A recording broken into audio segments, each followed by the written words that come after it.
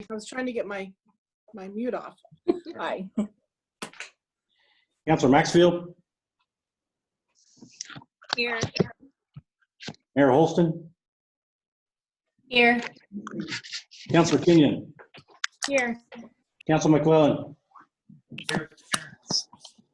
Councilor Hollett's already spoken for. Late. Councilor Forkham is here in sight. Chairman Goldman, Chairman Gobelman is here. Vice Chair Bjarnson, Here. Mr. Walker, I do not see on the absent. Mr. Weimholt is absent, and Mr. Hooker Here. and Ms. Allen. Here. 3 missing, sir. Actually, I'm sorry, Mrs. Davidson, is she here? So, 4 missing, sir. All righty. So do I have a motion to approve the minutes from last meeting?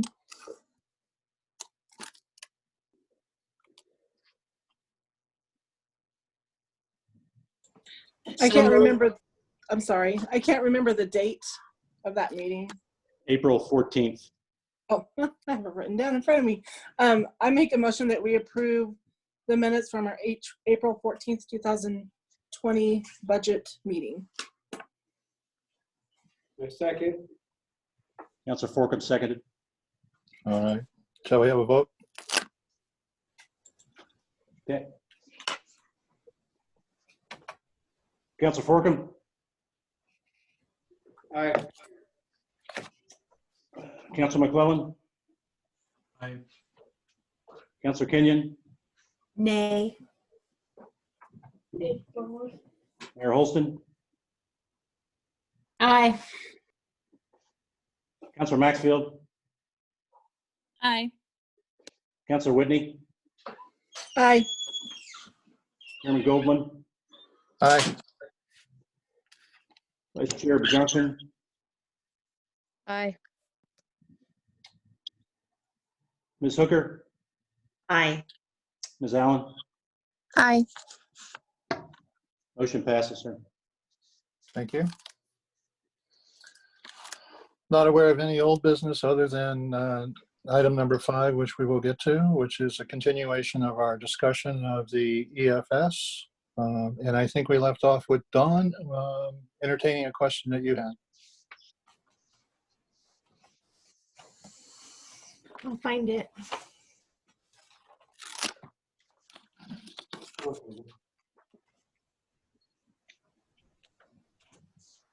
page are we on now? 13A, 13B.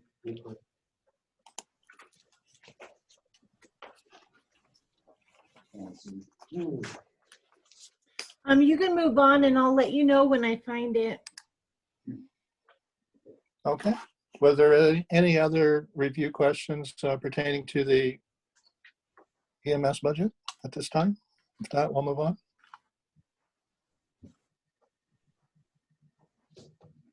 All righty. Mr. Zylstra, Utility and Other Public Works Funds and Programs. So, hey, before we start, I didn't have a question about the EMS budget, but I had a question in general. So at our last meeting, Dawn had talked about how our taxes are applied to our budget and what goes where, and this big discussion of what goes to the fire department, what goes to the police department.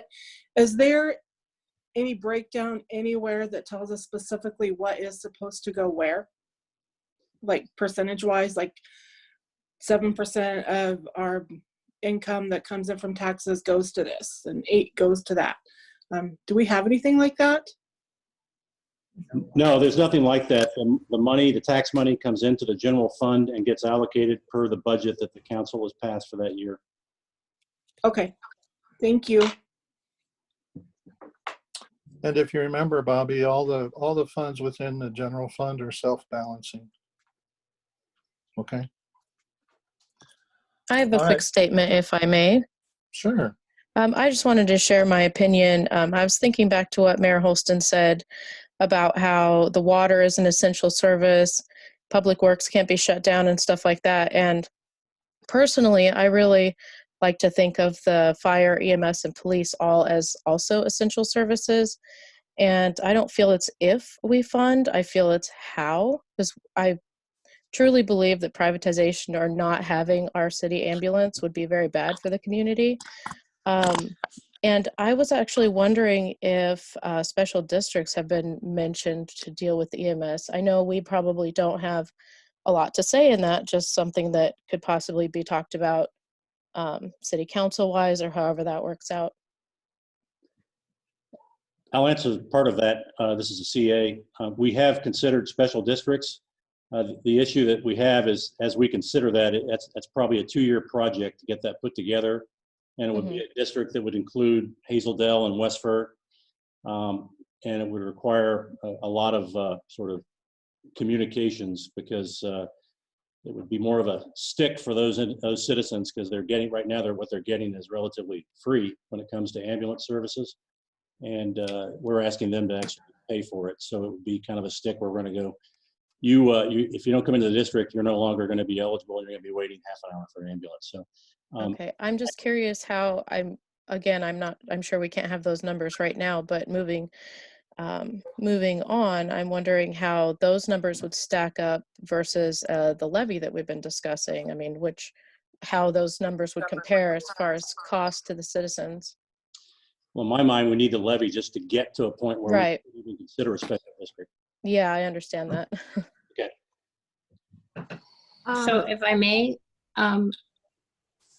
so I just want to respond to Melissa too. You know, I agree with what you say about looking at a special districts, and I think that'll be part of our discussion later on as to how what we're going to recommend. And I don't see that that's not something that we can't recommend doing too. And I agree with it. But I also want to clarify, it sounds like maybe Melissa, I either misspoke or you misunderstood me. I didn't say that they're not essential. I said that water and streets, you can't close streets off or turn water off, that they're not as malleable or pliable, those budgets, as fire is, or police or EMS, because there are more components to those things, as opposed to a water area where you can't say, well, we'll shut off pumps 1 and 3 and not provide water to a certain area. I consider them also essential. They're just not as easily manipulated as far as funding goes. So that's all I was pointing out. So thank you. Okay, thank you. Okay, folks, are we ready to move on? I actually have a question. Okay. It's for Brian. Brian, in the first meeting, you had mentioned, are you there? Anyway, you had mentioned ideas of ways to save money. And in an email conversation last week, I asked you if you could put that information in writing and get it out to all of us. And I hadn't seen it yet. Where are you at on that? I sent it out this afternoon at about 3 o'clock. I wish it had gotten earlier, but I got called for jury duty, so I've been kind of consumed with that for a couple of days. So it went out it was a PowerPoint, or actually a PDF presentation that went out about 3 o'clock, I believe. I'm pretty sure that some other counselors have told me they've gotten it. Oh, look, I didn't see it. I did see that email, and I appreciate you putting that together. I was thinking it would be nice to see some talk about maybe some cuts in across the board instead of all one fund being hit by a major cut. I'd hate to see a significant loss of services in any area, but maybe sharing some of the cuts through all the services that are able to be cut might be a good thing to look at. We did, and the concern or the issue with the emergency services is that it's given the fact that we are supporting an ambulance service area, it's really kind of an all or nothing thing. If you're going to support it, it pretty much has to be at the level it is right now for risk management. So if you're going to even go down one firefighter, I'm getting uncomfortable at being able to support that ambulance service area the way the contract expects us to. So in my mind, to offer up anything less than a full cadre to support the ambulance service area, you don't do it. So the savings are going down to where it's just a medical responder that goes to a call until the ambulance, whoever is designated to be the ambulance transportation, gets there and stabilizes the patient. So that's why it's such a large number for fire and EMS, is for that reason. I'm sorry, I don't mean to carry on. So I appreciate Melissa's question. I think it's a great question, but I think when we look at the budget, it's also important to realize that we've already, and we always take a lot of money out of other pots of money that we have, like from our water and from our street funds to fund other things. So I think we've already cut there because we're already taking money from those areas to cover other items. So that's just my opinion. All the money from other funds, all coming out of the water, cutting their maintenance. So we can't do things in the other funds. I guess I don't personally see it as borrowing from other funds to fund ambulance. I just feel like it's something we need to fund and we need to figure out how. Well, for water, it truly is. I mean, it has to be a conscious decision by council that they're going to take money from water because somewhere in the ORS, it does say that water revenue will only be used to pay for water. It's not very well enforced, and many communities do what we're doing, which is take money from water. But I'll tell you that, I think as a citizen, I would think that they want to know that their water payments are paying for water and not other things. So how can we say that we're taking money from water to pay for EMS when we actually are short by over 900,000 in the police department? So where are we getting the money for the police department?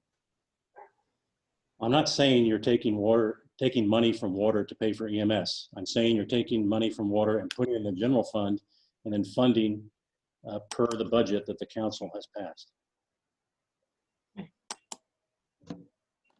So why aren't we looking at reducing the budget? On the materials and services side, it's pretty much been cut to the bone. We've deferred recapitalization, we've deferred maintenance. On the personnel side, that's what I'm presenting in those options, is how you're cutting the budget on the personnel side. And I've presented you options that really much involve almost every department. And so I say that we're not cutting the budget. Sorry, I haven't had time to review this in the last 5 minutes, so it'll be a while before I get caught up. So I'd just like to say I'd like to move on and finish going through this so that we can then set aside the questions about each individual area and have this further discussion about, okay, what do we propose for the budget? What can we do? What are our options? Because I think this is really valuable. Right. And I think that we'll get to that in item number 7, Okay. discussion of the budget. Rick, you want to kick it off? Sure, I'd be happy to. Would Brian, can I get you to share screen with me, please? Yep, just a sec. What page are you on, Rick? On the budget, do you know? Oh, what page am I on in the budget? Somebody will tell you. Somebody will look it up. Hang on. I'm all over I have multiple pages within the budget. Where do you want to start? Oh, well, we'll just start with, can you all see my PowerPoint? No. Yes. Yeah. Yes, Yes. no, yes? All right. Yes. All righty, so we'll go ahead and get started. So for community services, really this is public works and planning, which the lion's share of this conversation will be public works. There we go. So at public works, we have 5.5 FTEs and 3 seasonal temps. One of our temps is with us all year long, and the other 2 temps are seasonal. And those employees work in our parks at the WAC, and our streets department at the industrial park, and our water department, wastewater, and stormwater departments. And you can see we have the pages listed here. And as I go through this, it's going to go from in that order. So if you have any questions, so we'll start with page 8. I'm sorry, we want to start at page 8. I have some comments I want to make for some of the larger changes that you've seen. One of the most notable changes to the proposed budget is which fund a public works employee is paid from.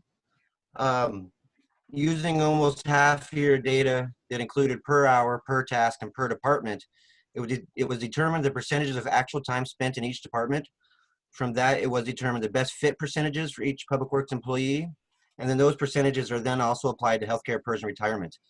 This proposed change better aligns with what's occurring in the real world, and I feel brings more transparency to the department. The current budget we're in right now has one employee out of 1 or 2 departments, for example. We just don't have the manpower to function that way. My public works crew goes where they're needed. And as you can see, that's where these percentages came from. So that is a large change.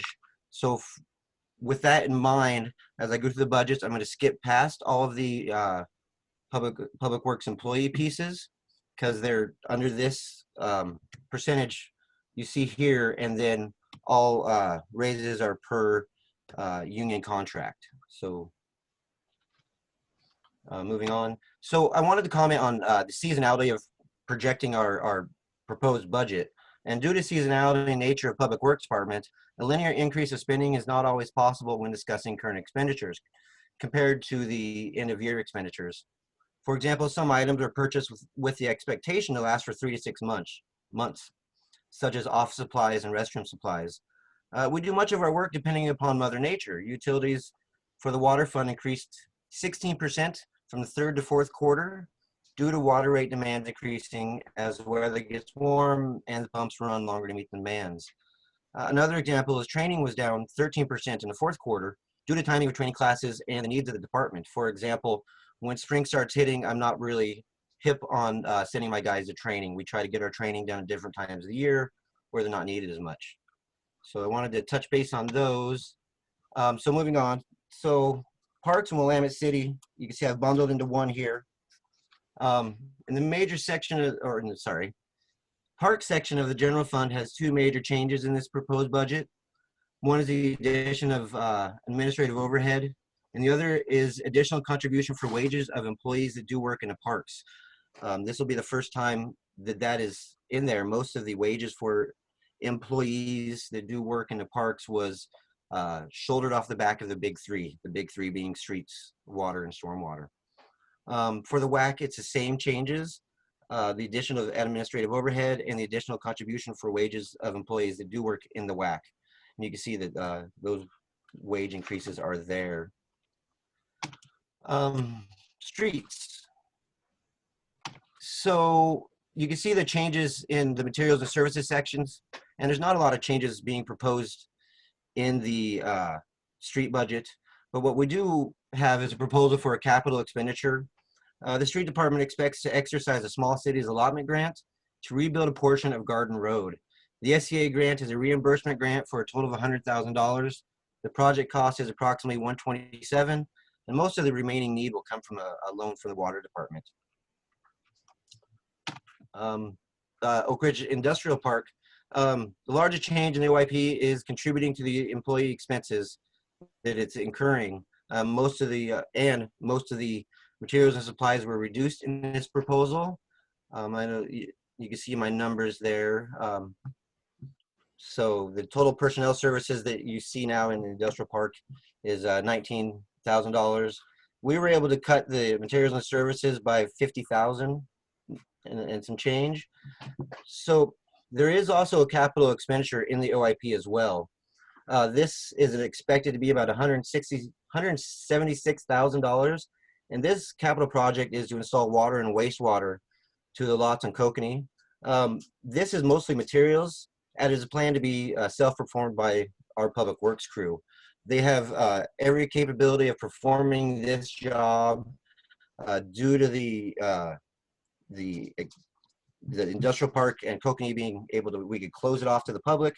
It'll be easier for our public works crew to do it, and I value that as training exercises as well. So that's a capital expenditures in the OIP. The water, so just to make sure we're all aware. So we have 4 wells and well houses, 3 1 million gallon reservoirs, 22 miles of water mains, 375 plus mainline valves, 1 chlorination chamber, 2 pump stations, 30 PRVs or pressure reduction valves, 180 plus fire hydrants, and over 1,500 connections to homes and businesses. So the majority of the materials and services have been reduced in this budget as well. You can see you can see real quick there the numbers. We were able to try to slim it down by 231,000. Again, there's capital expenditures. A wellfield improvement would be the result of an expected Infrastructure Finance Authority loan, and that's the same organization that did the water project. And this loan would provide an overdue refurbishing of the wells, along with potential installation of an activated carbon filtration system, and which would bring well house number 7 online. These improvements would also provide an opportunity to remove well number 4 from our system. We have some transfers out from the water department. The water fund reserve for the water project that just ended. We have a transfer to general fund, a loan to general fund, and a capital loan to the street fund. So the wastewater, we have 22 miles of sewer lines, 3 lift stations, an anaerobic bacteria sequential batch reactor, or SBR. We have 2 of those that alternate, and ultraviolet lighting strips, and that's the our main way we treat the sewage. So at wastewater, majority of the materials and services have been reduced in this budget proposal. We were able to propose reduction of $313,750. But there is, again, a capital expenditure. The wastewater treatment plant has a new equipment line for the purchase of a washer compactor. This upgrade will change the way the department disposes of non-biosolids. And again, we have transfers out. In the wastewater budget proposal, you'll find a loan to the general fund of $150,000. There's also a reserve for future expenses. And the wastewater treatment plant sits upon property owned by the Forest Service, and we hold a special use permit to operate. That SUP ends in 5 years, and we will be expected to purchase the property at that time. We're in a very early stages of negotiation with the Forest Service, and do not expect to receive an actual price for a few years. But the hope is that if we can start saving now, to forego another larger loan in the future. And stormwater, this one actually has some proposed increases for administrative overhead, and a couple other small items. We really need to do some work in the stormwater areas, and that's also known as the TMDL, the total daily maximum load. And this protects our riparian areas within the city. And this is a DEQ unfunded mandate that we have to do. And then in the building and planning, the most notable changes in material and service is the addition of administrative overhead. But that's about the only change in planning and building. And that's the end of my slideshow. If you have any questions. I have a question. Yes. What's the status of the I&I? When are we going to be able to get to that? That, I don't have an answer for you on that one. That was, we did some exploratory work to try to assess how much it was going to be. We've gotten some of that back, and at this point it's discussing if we're able to fund a removal of 100% of the I&I, or if we are able to just take care of the worst locations. So that is something that is in the works, but unfortunately not in this budget. How far out do you think it might be for reality? Reality, I'm not sure. That would either be a grant funding or another loan from IFA, and that would trigger a supplemental budget at that time. It's not something that I'm comfortable putting into this budget because it's too much of an unknown. I'm more comfortable doing a supplemental as we know more. And as far as the timeline, I don't have one for you, unfortunately. To clarify, I guess I what I was asking was whether or not it was 3 years or 5 years, if you had any clue how many years away it was. I didn't realize Well, it could potentially happen this year. This is the CA. It is foremost in my mind that we need to address that because it is significant. And I'm looking at the information that's coming from the engineer to see exactly what we can do and when we can do it. It would require a loan. I'm not even sure IFA would cover it. I think it's going to have to be covered by a commercial bank. So we would have to figure that out. But believe me, to me, it's something that has to be dealt with on a capital basis pretty quickly. Right. Rick, can I ask a question? yes. So the land that we have our wastewater on, which is owned by the Forest Service, have they ever given us an extension on that? Or is this the first time it has gone up? The 5 years is an extension. The one that we have right now is a 20-year SUP that ends at the end of next year, and there's a 5-year extension after that. Oh, okay. So, All right. Thank you. And that's how we treat our waste from our wastewater treatment plant? no, that is the wastewater treatment plant. Yeah, but I mean that we use that for what we do with well, can you explain exactly what we do with that again? Well, With that's that where, land. yeah, all the waste from the wastewater system ends up there, and that's where it's treated before it is released back into the river. I mean, that is a treatment site. So what is the waste that was in the truck that Clint had his accident in? Non-biosolids. So that was what was in that truck was anything that goes down the toilet that is non-biodegradable. So anything that you're not supposed to put in there is collected and hauled off to the dump. The compactor or pressure, the washer that is a capital expenditure is supposed to improve that whole setup. So hopefully that will, it's one of the large changes I'd like to see at the wastewater treatment plant, and it'll change how we deliver those to the dump.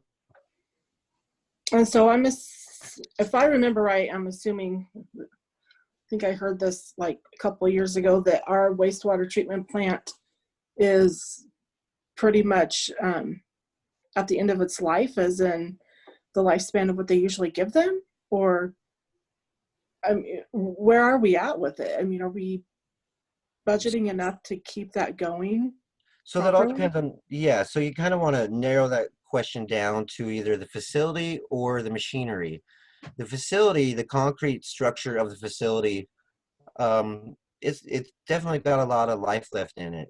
But what is starting to run down is the machinery, is the motors and pumps. Those are the ones that are reaching the end of their life expectancies. And we do replace those as we go. We go to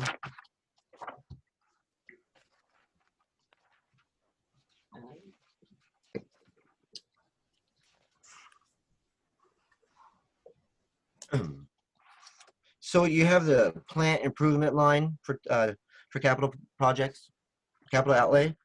That is where we fund that stuff, motors, pumps, and the like.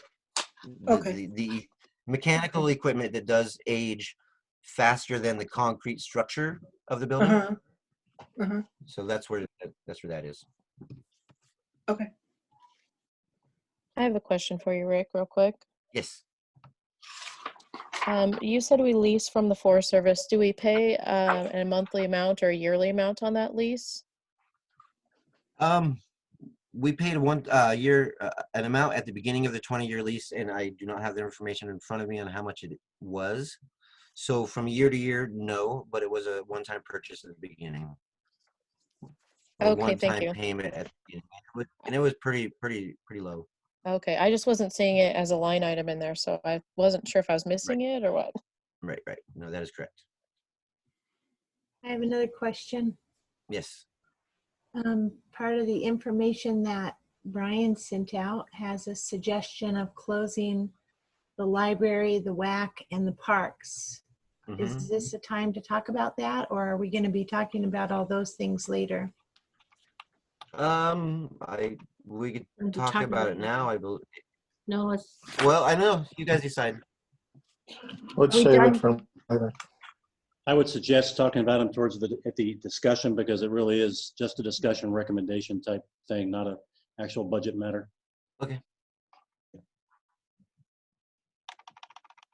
Any other questions or comments for Rick? mm, Can you send us your PowerPoint? Sure.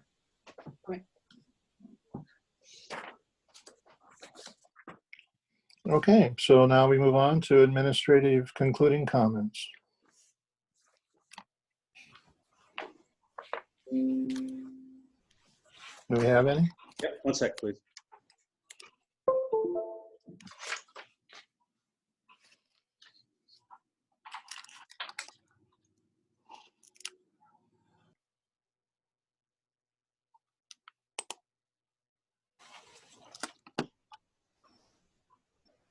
I'm going to share the screen here for a minute.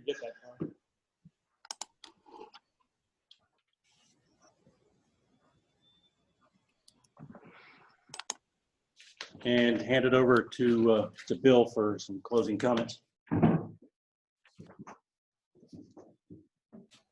Brian, can you make that full screen rather than partial? Sorry. That's okay.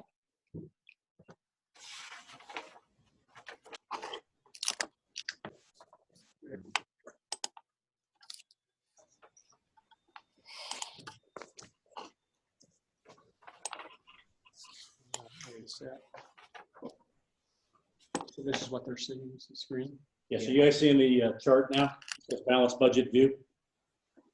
Yeah, but we're seeing the header as well as the thumbnails on the side too.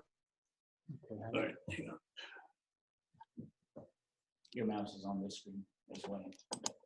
I'm sorry. It's on this screen. So I needed a mouse. I think you just need to run the slideshow.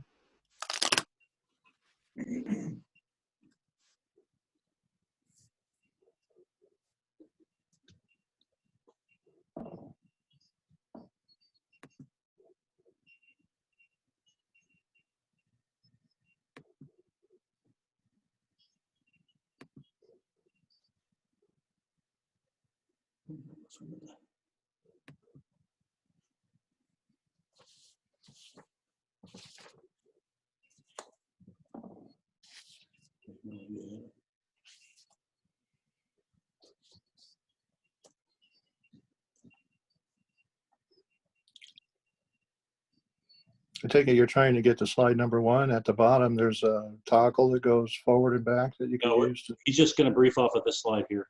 Oh, okay. Are you seeing the whole? Is it still? You still see the slides? No. No.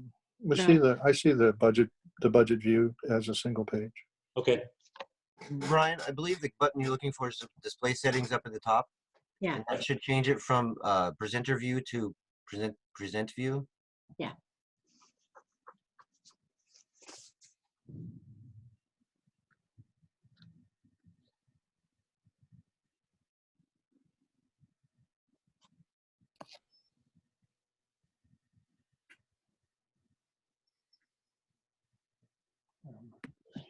We're going to have to just deal with what we have here.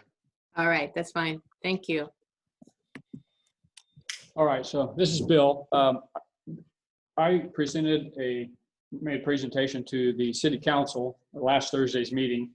The first 4 slides of this presentation that we're on now are basically the same as that presentation, and hopefully the budget committee members that weren't present at that meeting can look that over and see if they have any comments. The thing that I modified from that presentation was the last slide, because I wanted to make sure we were clear on the balanced budget view as it is viewed or in compliance with the Oregon local budgeting law. And I just want to make make clear the carryover from last year and the impact of last year's budget on this year's budget and going forward. So if you look at the first column on the screen here, it says FY20 budget. So this was our approved budget or adopted budget last year without any, this has no interfund activity in it. It only has external, real third-party activity. So, but anyway, we had beginning working capital of about $1 million, close to $1.3 million. We budgeted revenues of about 4.9. We budgeted expenditures of 62.47. So what that would mean had we actually, and we had reserved for future expenditures and unappropriated amounts of 144,000. This is a question that Dawn had or commented on at our last meeting. What that in a cash basis scenario, essentially that $144,000 would have been what you would have had left in working capital at the end of the period, end of this year, FY20, if you had spent the money that you budgeted, had revenues and spent the money as you budgeted. Luckily, we didn't get that low, because if we were at $147,000 in working capital, we'd be in serious trouble. So if you look over on the third column there, this is the FY20 projected. Our working capital was about $1,031,000 in actuality. Working capital at the beginning of the year is always an estimate, because you're doing it 2 or 3 months before the year end, the previous year end ends, so you don't know the exact number. But the $1,031,000 was the actual number. So we started out actually a little bit, about 200 and some thousand in that, to the bad in that number, because the working capital was not as high as we had budgeted. Our revenues were almost right on target, $4,890,000 versus $4,965,000. Here's where the real change was. Our budgeted expenditures were $6.2 million. We only spent $4.8 million. So we basically were $1.3 million under in expenditures. So this reduction to $144,000 that we would have had in our budget didn't come to pass. And now, in the actual, there is no such thing as RFSFA and unappropriated. That it just drops to the fund balance, a thing called the fund balance, when you balance the books and close out the books at the end of the year. So we ended up with ending working capital, projected ending working capital at the end of FY20 of $1,119,000 as compared to $144,000. So what does that mean going forward to FY21? Well, it means that instead of starting out with the $144,000, projecting revenues of $5,681,000, projecting expenditures of $6,008,000, and ending up with about $445,000 in working capital, we would have ended up with a deficit working capital, deficit cash essentially, of about $529,000. What that means is we could never have budgeted this $6,799,000 in expenditures. We would have had to cut that back by some $529,000. However, if you look at this last column, this is starting budgeting FY21 based on what the actual projected came out to be in FY20. You see, we start with a much higher working capital number, have revenues of about $5.7 million. We budgeted expenditures of about $6.8 million. At the end of that period, we'll have about $445,000 in the reserve for future expenditures and the unappropriated, which also is essentially your working capital number on a cash basis. So that's a very low number. Most of that $445,000 will be tied up in funds that we, in theory, we can't touch. That's the water bond reserve of $120,000, the water reserve of $17,000, so, and some of it's in OIP of about $200,000. So of this $446 in working capital that we'll have at the end of the year, about half of that we wouldn't be able to use. So that's the scenario based on the current budget, and shows the impact of how the actual affected us versus the budgeted from last year.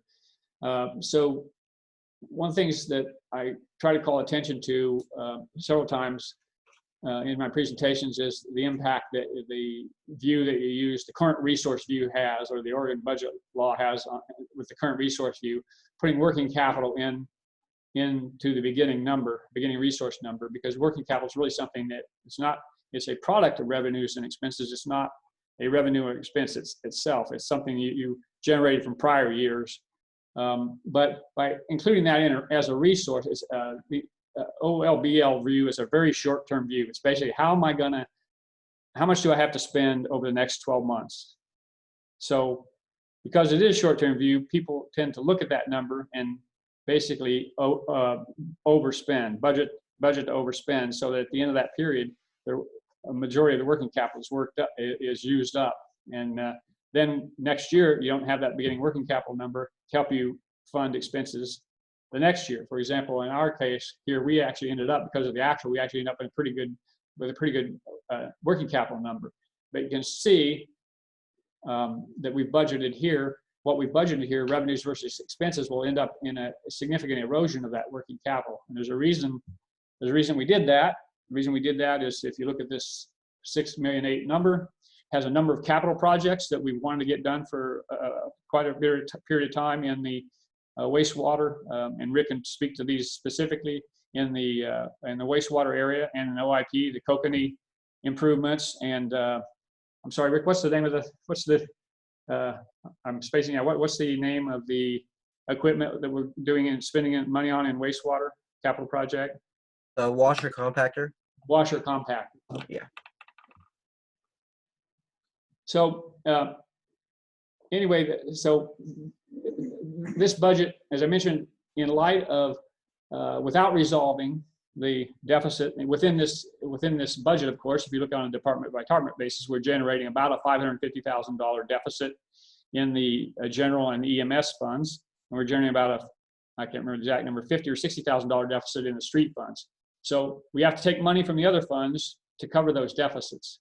So that ties up the money in those other funds, and we can't use them for other projects that we'd like to do. I think Rick came to us with a wish list in the public works area when we were doing in the initial stages of the budget. And what was it, Rick? About $2 million worth of capital projects we'd like to do. And Yeah, it was quite an extensive wish list, and capital projects and equipment.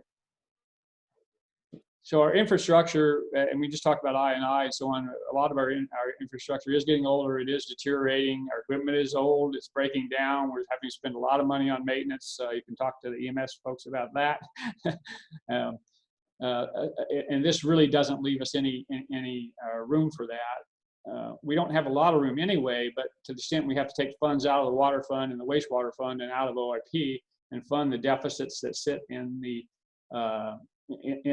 general fund, EMS, and now a little bit in streets this upcoming year, we have to reserve that money. We can't use it for capital projects or for extra expenses or for unforeseen expenses. We have very little in the way of contingency expenses in here. We have none in the general fund. So that's the point I'm trying to make with this a little bit. Summarize a little bit what it means. Again, this number 6.8 million. Without resolving the deficit issue, it's aggressive. The reason it's aggressive is because we want to get some projects done. We may have to scale back on those. If we can't resolve the cash flow problems and the deficit, we may have to scale back on some of those projects that, even though we've already got them in the budget, because we won't have adequate funds to carry them out, and we might need to preserve cash. So that basically is a kind of overview for those things. This is on an annual basis. I mentioned in the last meeting, and I don't have the slide up, but there's one of the key factors is there's a dead zone between July to about mid-November. There's a dead zone that we operate at about a $500,000 deficit in the general fund until we get tax revenues in, and as EMS is projected based on current accounting, the way EMS projected is about another $200,000. So we'll be borrowing $144,000 from OIP. That's budgeted at the end of the year to help cover those deficits. But from that period from July to about mid-November, we're going to have to borrow to cover the deficit in general fund and the ongoing deficit in EMS. We're going to have to borrow about another $700,000 or $800,000. Okay, so that's pretty much going to tie up all the funds we're generating in the other funds, the proprietary funds, primarily water, wastewater, stormwater, and so on. So we have a both a issue on citywide in that we don't have adequate cash reserves or cash funds with you, in case we have some kind of an emergency. We also have a ongoing issue in that our money, the money where we do have money in the funds, we do have some money and would like to do some more capital projects, et cetera, to move things forward. We're really tied up right now because we have to cover the deficits in the other funds. So I just wanted to reiterate that. I think everybody probably certainly understands that at this point, but I did want to, sum up, give a little bit of a summary to bring together the pieces of the various funds that we've talked about, departments and funds that we've talked about on an individual basis. Bill, can I ask a question? Absolutely. How does the LGIP account look today compared to a year ago?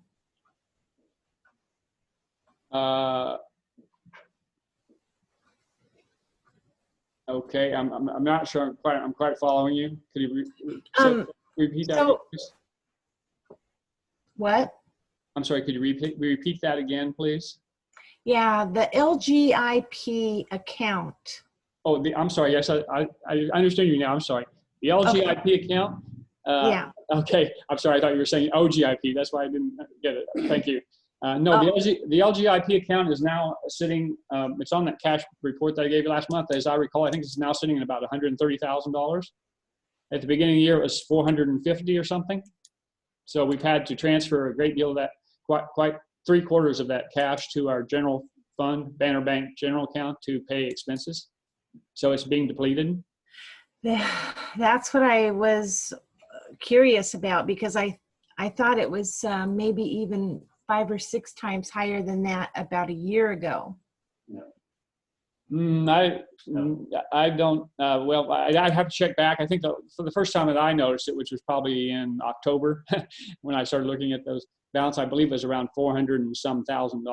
But it could have been higher prior to that. I'd have to look back and see. Not since I've been here, it was 400. Excuse me? It was the same when I was here, when I arrived in July. Okay, did you hear that? Brian's saying it was around 400, probably around 450,000 also when he was here in July. So that, having to utilize those funds is a part of this process I just went through in terms of depleting our working capital over a period of time, and that process will continue if we continue with the current mode. Any other questions I can answer either about the overall view or anything with regard to the individual funds or the individual departments that we've covered?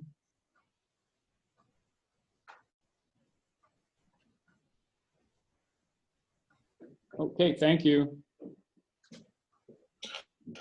Okay, so let's move on to the presentation of the responses to committee questions. Is that you? Committee questions? Committee questions? Yeah. Did you get that?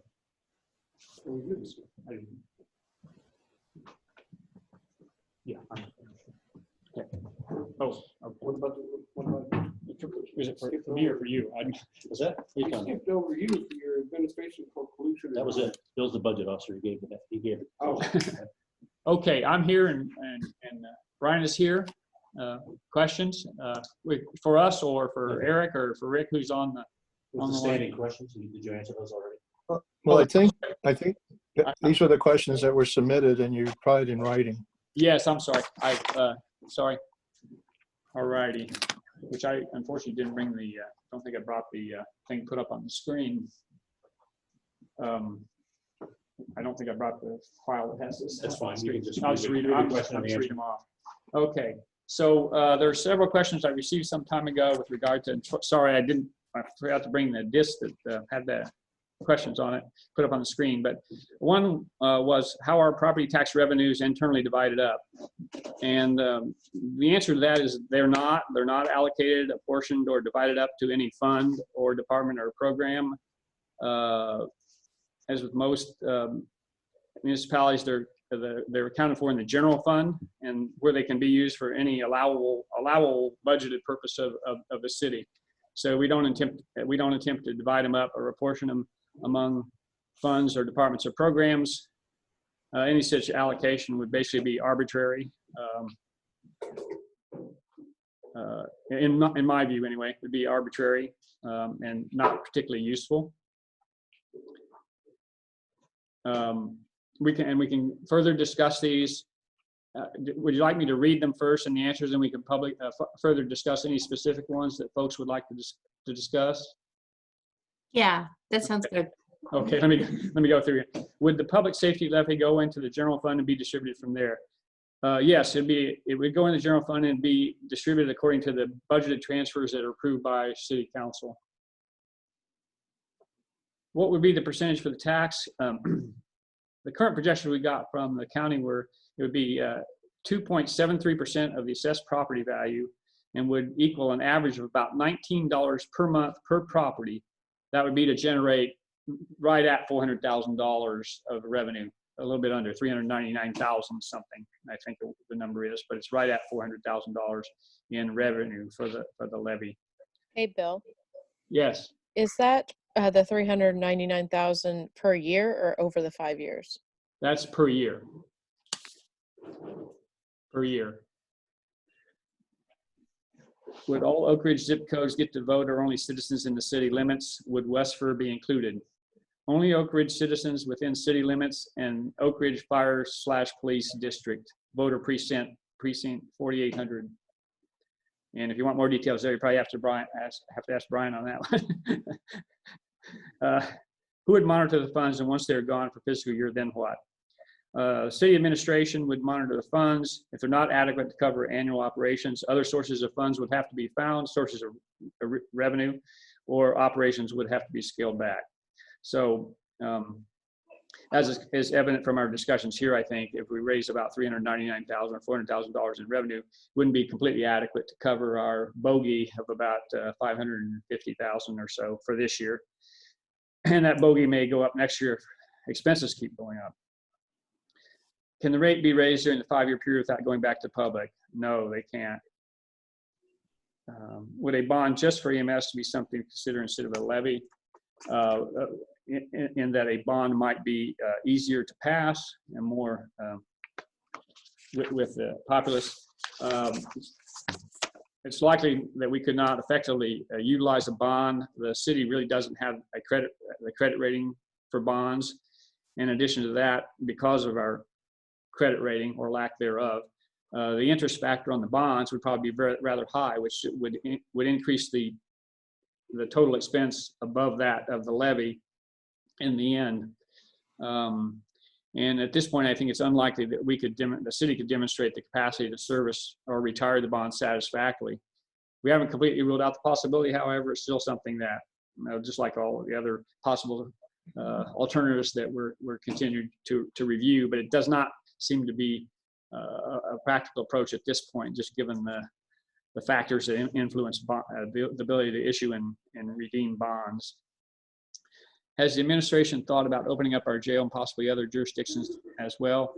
Yes, it has been considered. Currently, it does not appear to be cost effective, given the manpower you would have to keep on site to monitor the jail, and the other costs are involved, meals, medical attention, various and sundry other things that go into monitoring somebody that's there 24 hours a day. It doesn't appear that that it would be cost effective at this point. And that's the end of the questions. Any questions on the questions or answers? Yes, Bill, I have one. So it's really obvious to me that all the annual increases in wages and insurance and all those things that go up every year, no matter what, are not going to be covered by this levy option that you're proposing. I mean, why aren't we asking for more on the levy? Is, I guess, roundabout. I think Brian can answer that better, but it's basically we're at our limit on the levy because of the limit on total taxes that you can take. In other words, taking our current property tax rate, which is at the limit, we can only go up to $10 per thousand. Is that correct? $10 per thousand. So the $2, the 2.73% we talked about would raise our rate to the maximum of $10, which is our basic rate plus a local option levy. That's as high as we can go. Then we just start getting what they call compressed. Yeah. So even if we raise the rate further, we wouldn't generate any more revenue from it. Right.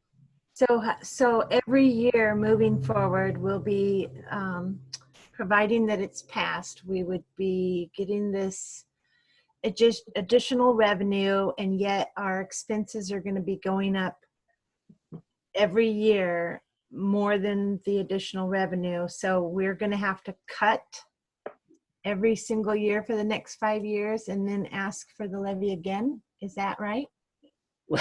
No.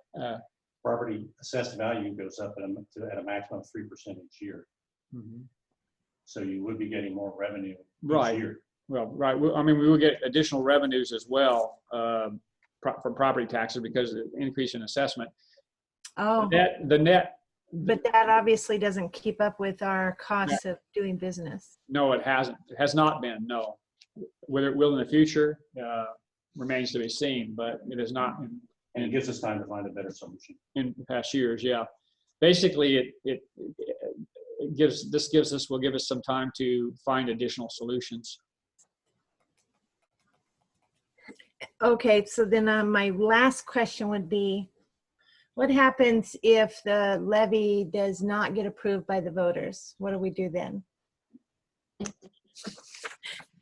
Don, that's a question I had too. And it seems to me that as a budget committee, we're going to have to approve, we're going to have to make 2 recommendations. Well, so given that if we recommend that we do the levy, that's plan A, we're going to have a plan B and recommend that too, so that if plan A doesn't pass, we have something that we know that we can enact for that next year. Even if plan A passes, and Brian, correct me if I'm getting things confused here, but even if the levy passes, it won't kick in until the fall of 2022 anyway. Is that correct? Yes. That's correct. That's correct. It really won't kick in. We won't start getting revenue from it until November of 2022.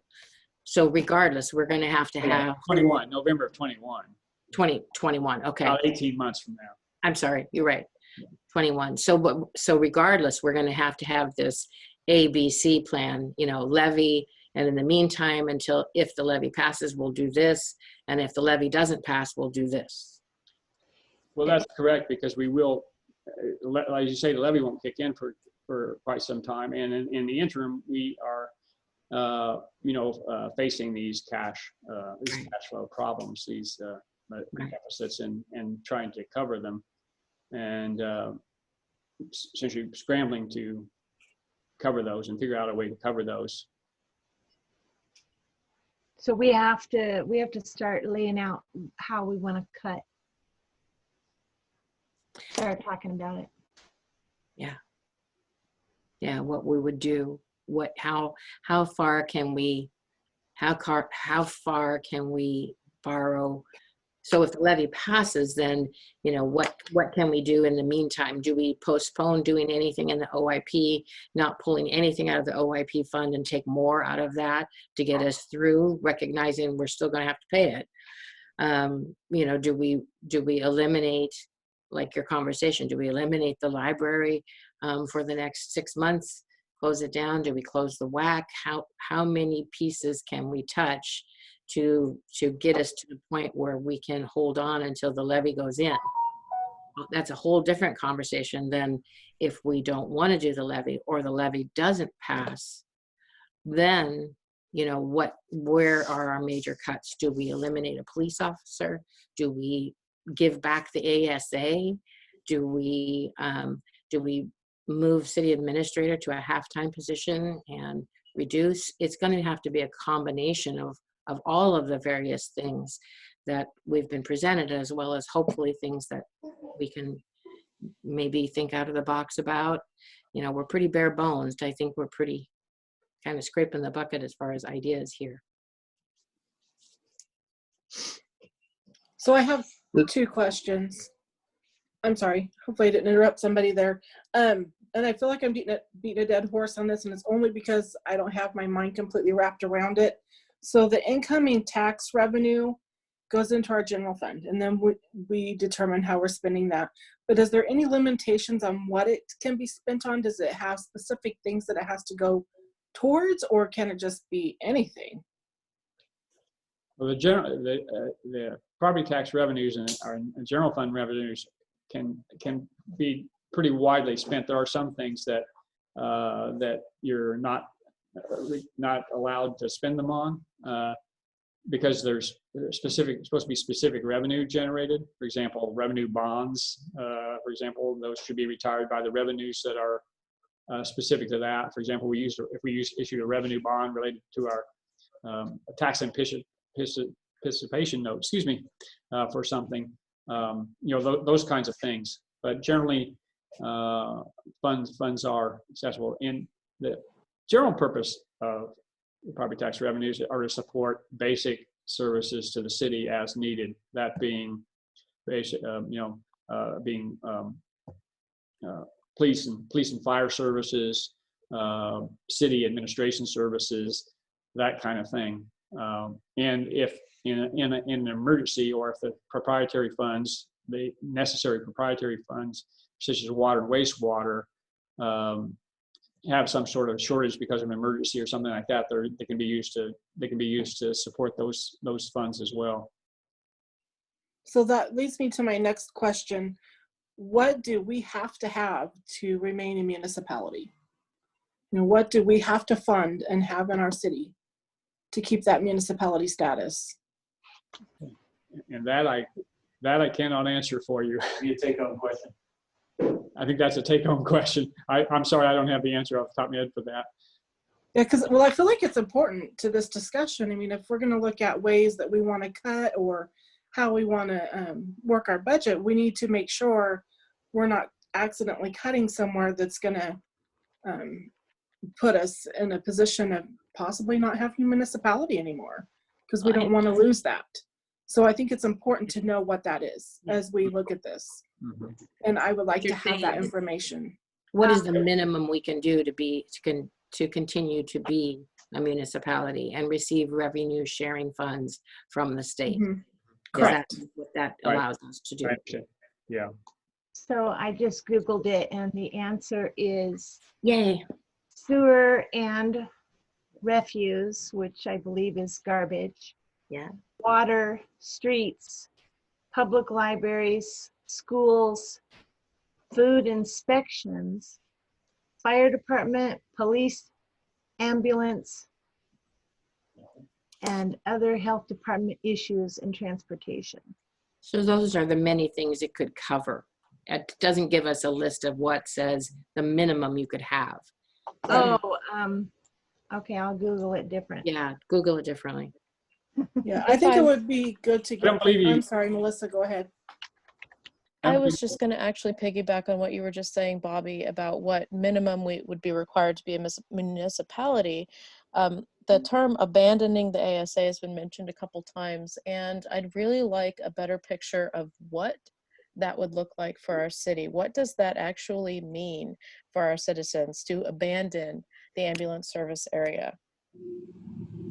Brian, I'll let you have it. So we can jump to that now, or we can wait. If you want to go over the slides that I sent out, we can do that, or I can give you that explanation now. What would you like to do, Mr. Chairman?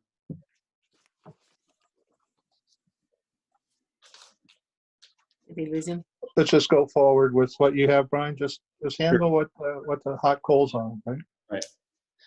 So I can tell you, I have to have an ambulance service. in general, there's no requirement for a city to have an ambulance service. We have many examples around us where they do not have ambulance service. In my mind, if we did not sign up and renew the agreement to support ambulance service area number 7, we would have to transition to a model that looks more like Lowell. So Lowell has some EMTs on staff, and they have a fire chief, and they have firemen. The total complement is 4 people. What they provide from a medical basis is the ability to respond to a dispatch call, go to that person that made the call, stabilize them, perhaps give them an IV while the ambulance is en route. And that's really the extent of the services they provide. They do also obviously respond to fires.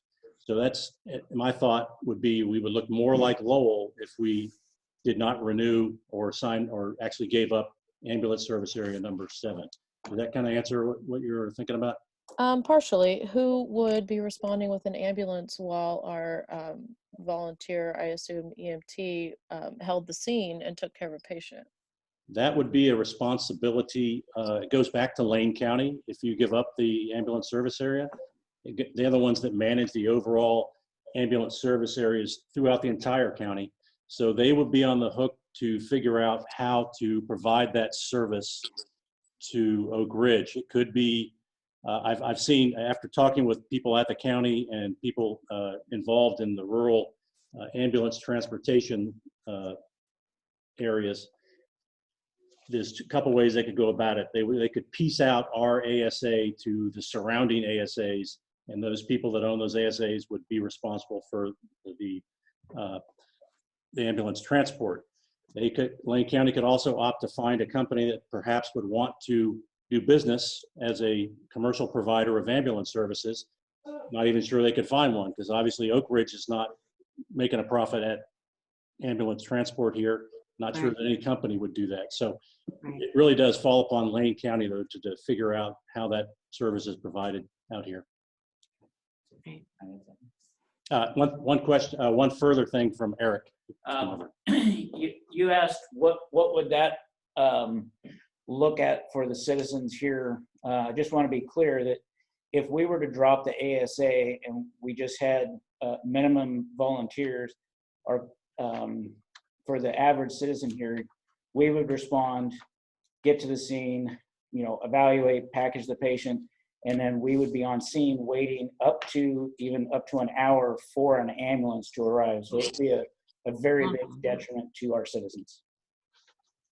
Thank you for mentioning that, Eric. And who, you said we would respond to the scene? Who's we? Well, that's just an assumption that the fire department would probably still respond to medical calls. There's no state statute that says the fire department has to respond to medical calls that I am aware of, but it would be political suicide for us to not provide basic first aid response of some kind. I do not know what that would look like. I have not traveled down the road and I don't want to. I have some things to add. This is Chrissy. Quick question.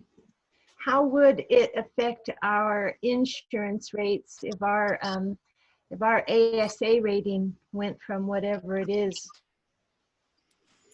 I understood at one time, I think that it would go, like my property is rated at a 4 and it would go up to an 8 or a 9 if we didn't have the services here. Well, yes, it would go up. Yeah, if the fire department staff, part of your insurance rating is based on the current staffing at the fire department. If you reduce your current staffing with paid staff and no ambulance, you probably won't have as many volunteers, so your rating will most likely go up. And so everybody's property insurance would increase. Right.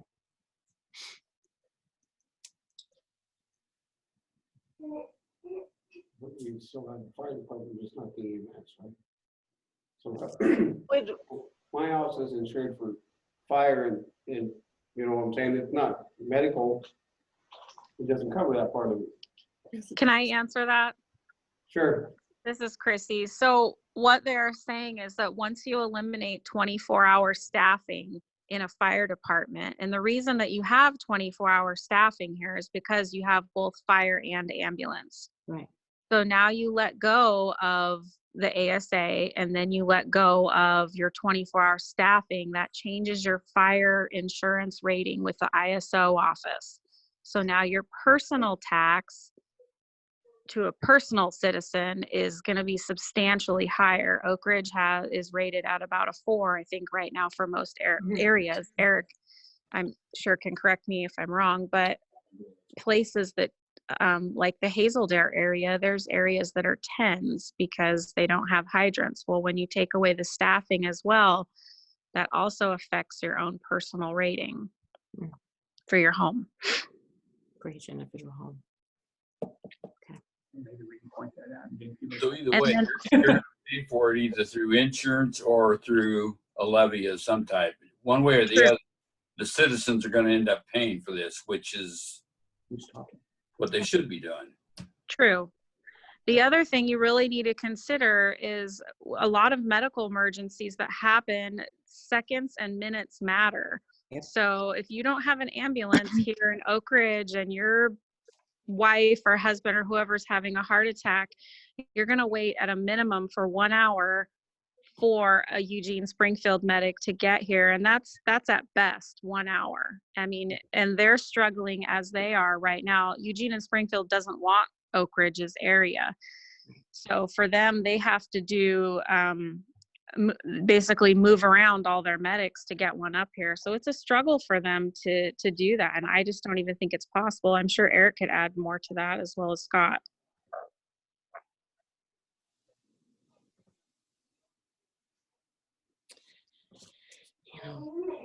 Okay, liking that. Brian, originally I had asked how many tax lots would this levy be applied to?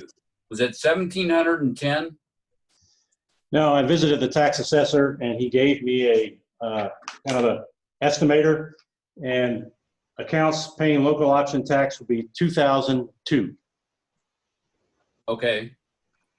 And so the amount of the levy that you guys came up to, do you know how much that was per month for each household or tax lot? $19 Per month. per month.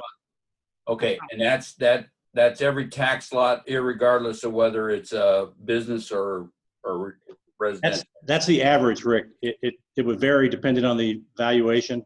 Right. That's what I wanted to Yeah, know. it's So a so business that's of much bigger value, let's say, than like a school district, well, they probably don't pay taxes, but you know, any those- big yeah. business, Ray's maybe, is going to pay way more than a household. yes. Yeah, they go on the assessed value of your house. It's Right. $19 per That's an average. per So- 100,000. Yeah, No, $19 per month. per month. That's the average that the citizens would pay. Yes, so it's 2.73% of your assessed value. Right. So that's what it goes, and it's going to change for everybody depending on what your assessed value, and also depending on when your home is assessed and reassessed. I don't know when the last time all of Oakridge was reassessed. Mine was just reassessed, so. Well, Yeah. okay. I think So it was last year. is that usually happens every 3 to 5 years. They go around and do that. But So anyway, the average of $19 per household for 60 months would be what, $1,140 for that entire 5 years? yeah, I think you're right. I'm afraid. And can Chrissy or Eric or Scott give us some insight into how much the ISO rating change would monetarily change our payment? In general, obviously. That's all dependent upon who your insurance carrier is. Your insurance carrier decides what the increase will be on your homeowner's insurance. If you go with a levy, it's a fixed number. So for the citizen, in my opinion, the levy is the better way. You get to vote and decide if you want to pay that. With your insurance, they decide the rate. If you don't like their rate, you look for another insurance provider, and it can be very difficult. Could I say something, Brian? Yes, sir. You guys were using Lowell as comparison, and I'd just like to point out a couple of things with them. They serve a population of 2,500 people. They run approximately 350 to 400 calls per year, which we run about between 800 and 1,000 calls per year. Their total budget for this year is $675,000 just to run a fire department. And this year's budget is the lowest it's been in 4 years. So to say that just running a fire department would be cheaper, I think is something we need to look at a little bit closer. Thanks, Scott. And understand, I presented Lowell as an example to give you an idea of what it would look like should we abandon the ASA. I understand that we would be taxed. But I just wanted to give Ms. Bjarnson a way to sort of get an idea of what it would look like without ASA. So I think it's important also, just so that the budget committee all knows, is Brian and I had a conversation with Heather Buck, the county commissioner, just to alert her of some of the options that we were facing, because it will affect the county if indeed for some reason we decided. So for example, say we decided to cancel our contract with the ASA, then that would fall to the county. But during that conversation, what I also said to her was, we service not only Oakridge proper, but we service all the surrounding areas around it. And there is no other option. And I suggested at that time that it is something that the county needs to be considering. Perhaps they need to be giving us some sort of a pot of money in order to continue with our service, to continue to service the areas outside of our city limits. And she made note of that. And I think that bears, the reason I'm saying this is I think it is important to keep it in the back of our minds as we do this, that maybe we also want to, not saying that it would happen, but put in a formal request to the county that says, we take care of Oakridge. This is how much county we service, and this is how much you should be helping us with that service. So keep that in the back of your heads as you're thinking about things. Well, aren't I we think, in those areas? go ahead. Sorry. That almost sounds like double dipping because we are charging the outside areas to cover them right now. We're charging them to cover fire, not medical, is my understanding. Correct. I may be wrong, but I think that's, Oh, That's correct. so you're saying, We get, go ahead, Chrissy. so the money that we get from Hazeldale, comes from Hazeldale and Westford. you're cutting out, Chrissy. Can't hear you. Ambulance fees. Ambulance. Hey, Chrissy, your mic is cutting out. Okay, well, I'll just skip it. Okay. Funny, I heard that part, but nothing before it. That's so funny. So Chrissy, was I right in that Hazeldale pays for fire? It does not pay for medical coverage. That's correct. Yes. Okay. I would agree with that. Okay. Thank you. But in a sense, I guess they do because each person that gets the service, no matter where they live, is, they or their insurance is covering their medical. Well, considering, if we put in the levy, it's only the Oakridge that is going to be helping our EMS and fire to continue at the level we want it to. Hazeldale won't be, or Westford won't be participating in that. Just we will. So to then also augment that and ask the county to pitch in some money, and I'm not saying that they would do it, but I think they would entertain it, is something to think about. What was Heather Buck's response to that, Mayor? She was appreciative that we let her know that where we were with that. And she said that she would definitely be letting the commissioners know and keeping them informed. She did say that wasn't a line item that was in their budget right now, but that didn't mean that it couldn't be done. And she encouraged us to put together a package or a proposal that would say, this is what we would need, and to make it more specific rather than generic. Oh, we're just going to need help, rather than saying just going to need help. We're going to need this amount of money. $500,000. Yeah, there you go.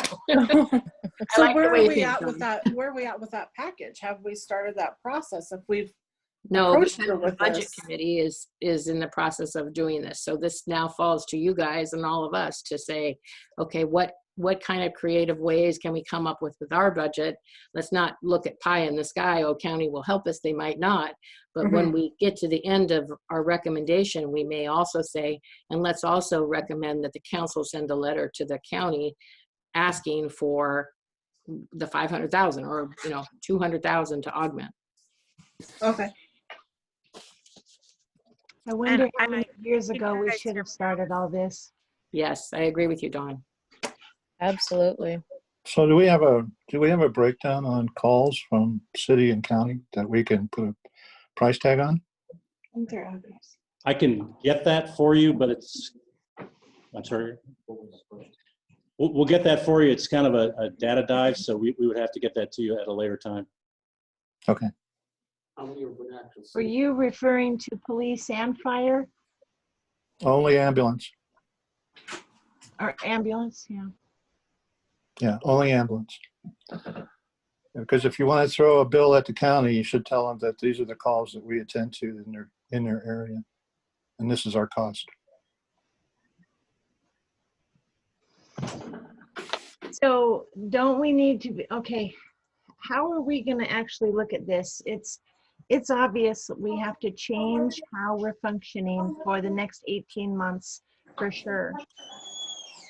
So that's probably what we need to call Plan A. And then what do we do in 18 months if we get the levy, or what do we do in 18 months if we don't get the levy? So I That's think good. So there was some discussion about raising the fuel tax here. Did that ever go anywhere, Council? that was specific to the TSP, which hasn't even been discussed yet. It's still in the Planning Commission's phase. And I think if we raise the gas tax, It's only for streets. it's only for streets, right? That wouldn't help our general fund. But you could loan from streets, right? Yes. All right. Yes, true. Then we still need money to pay it back. Yeah. Good point, Melissa. I would like to entertain the idea of closing the WAC. What would that look like? I know the dollar amount it would save us, but what would it look like in services to our community? I'll ask Rick to respond first because he's kind of most familiar with it. Yeah, I'm gonna go to those. So, whoops. Look like I'm gonna go back to my slide for the WAC, because that will give us. I think it's 65,000 or something. Yeah. Not really. There's the what page? When you find the page where you have 9. Page 9. Page 9. So, total requirements in this budget proposal is $65,000. So that's kind of, if we were to close it and not use those funds, that's what we would have. No, that's not so, because we still have to pay property tax on it, which is $4,500. You still Not if have it's closed. what? Oh, Not if it's Not if closed. it's closed, we don't pay property taxes? Not as a municipality. I think that Bill would be better to speak to that one, but what goes on inside the WAC helps determine the property taxes we pay. Well, what if there isn't any nonprofit going on or community services going on? Then it's a building sitting there. Would we have to pay taxes? I do not. Better for Bill, yeah. This is Bill. No, we wouldn't. In fact, I got the taxes reduced by half this past year because it was being taxed as if it was full and we were half vacant. And if it's entirely vacant and only the city is using it or not using it, in this case, then we shouldn't have to pay any tax.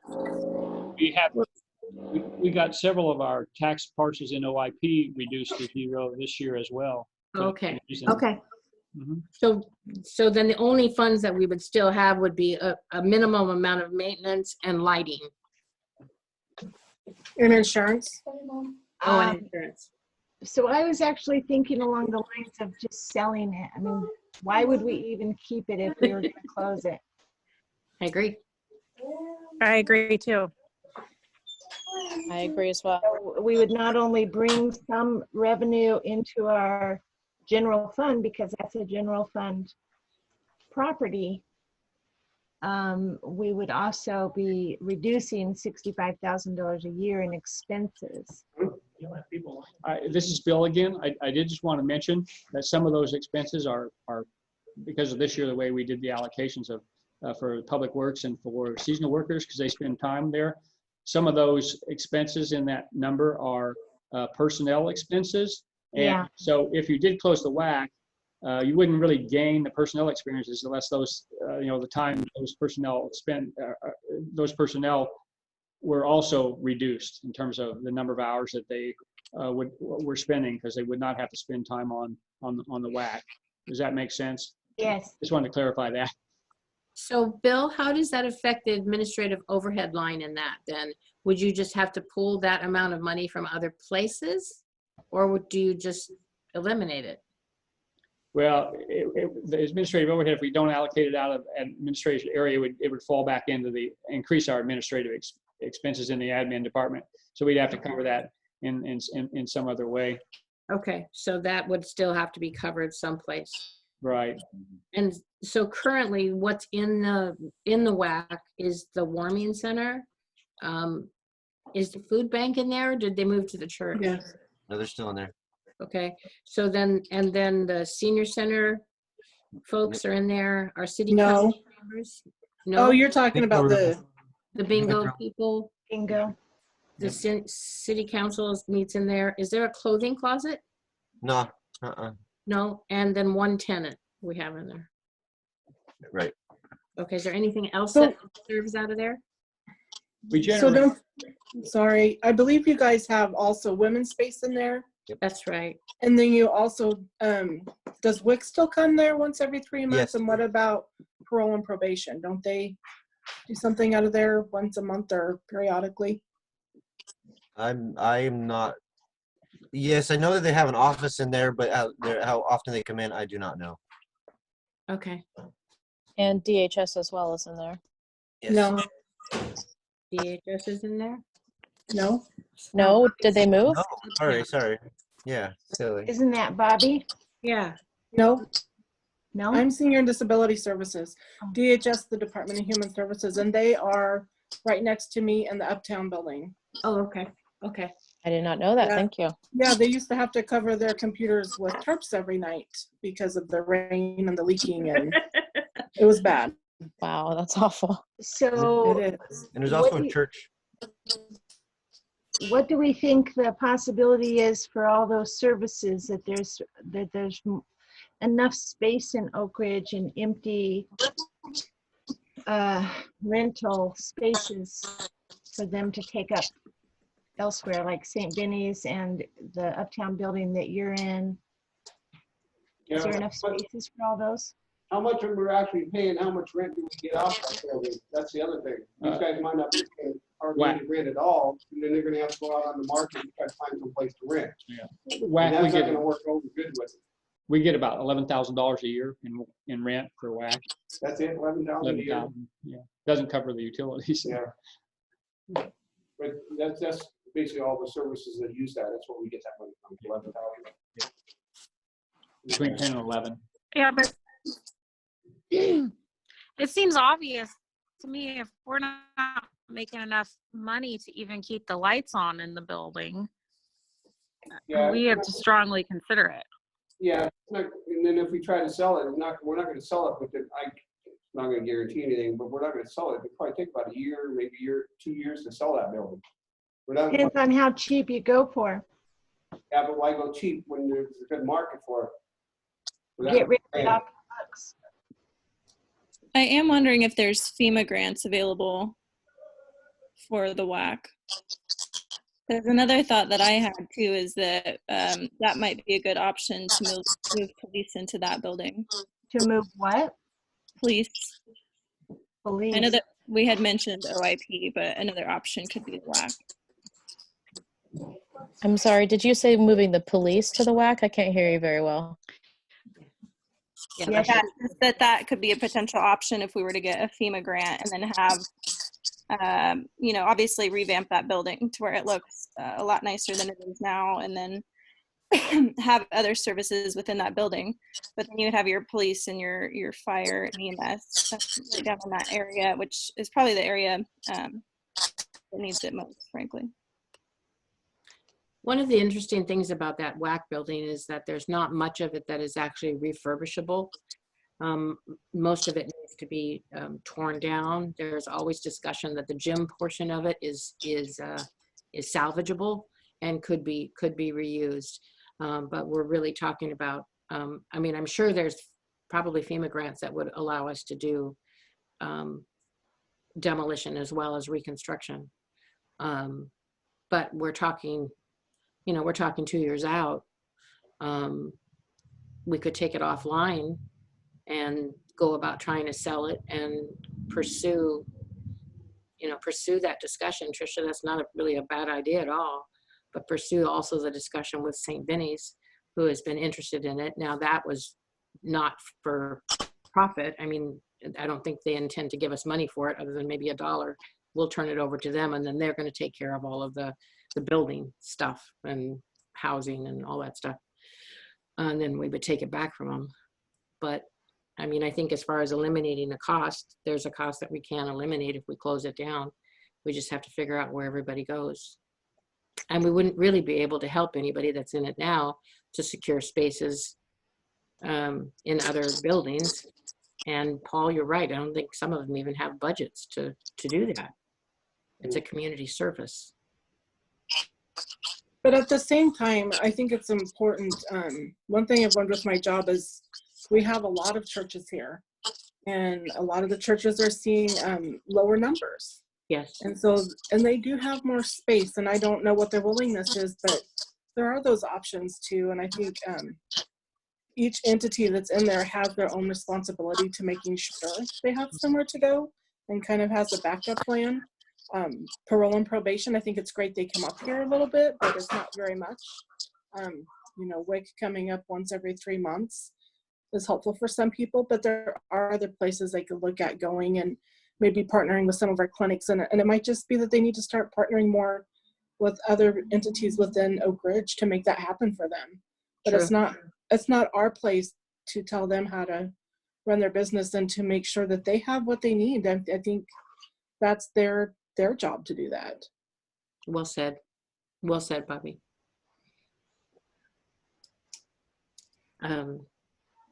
So Dawn, your suggestion was that we fold up the WAC. Yeah. And so that's Sell one it. thing. and sell it, see what we could do. One thing. I gotta find that email, Can you Brian. hear me? There it is. You're kind of weird. It's kind of sounding like you're a tin box. Are you talking to me? No, Chrissy. Oh. So I have a question, since we're talking about all these cuts and stuff now, and a really good discussion.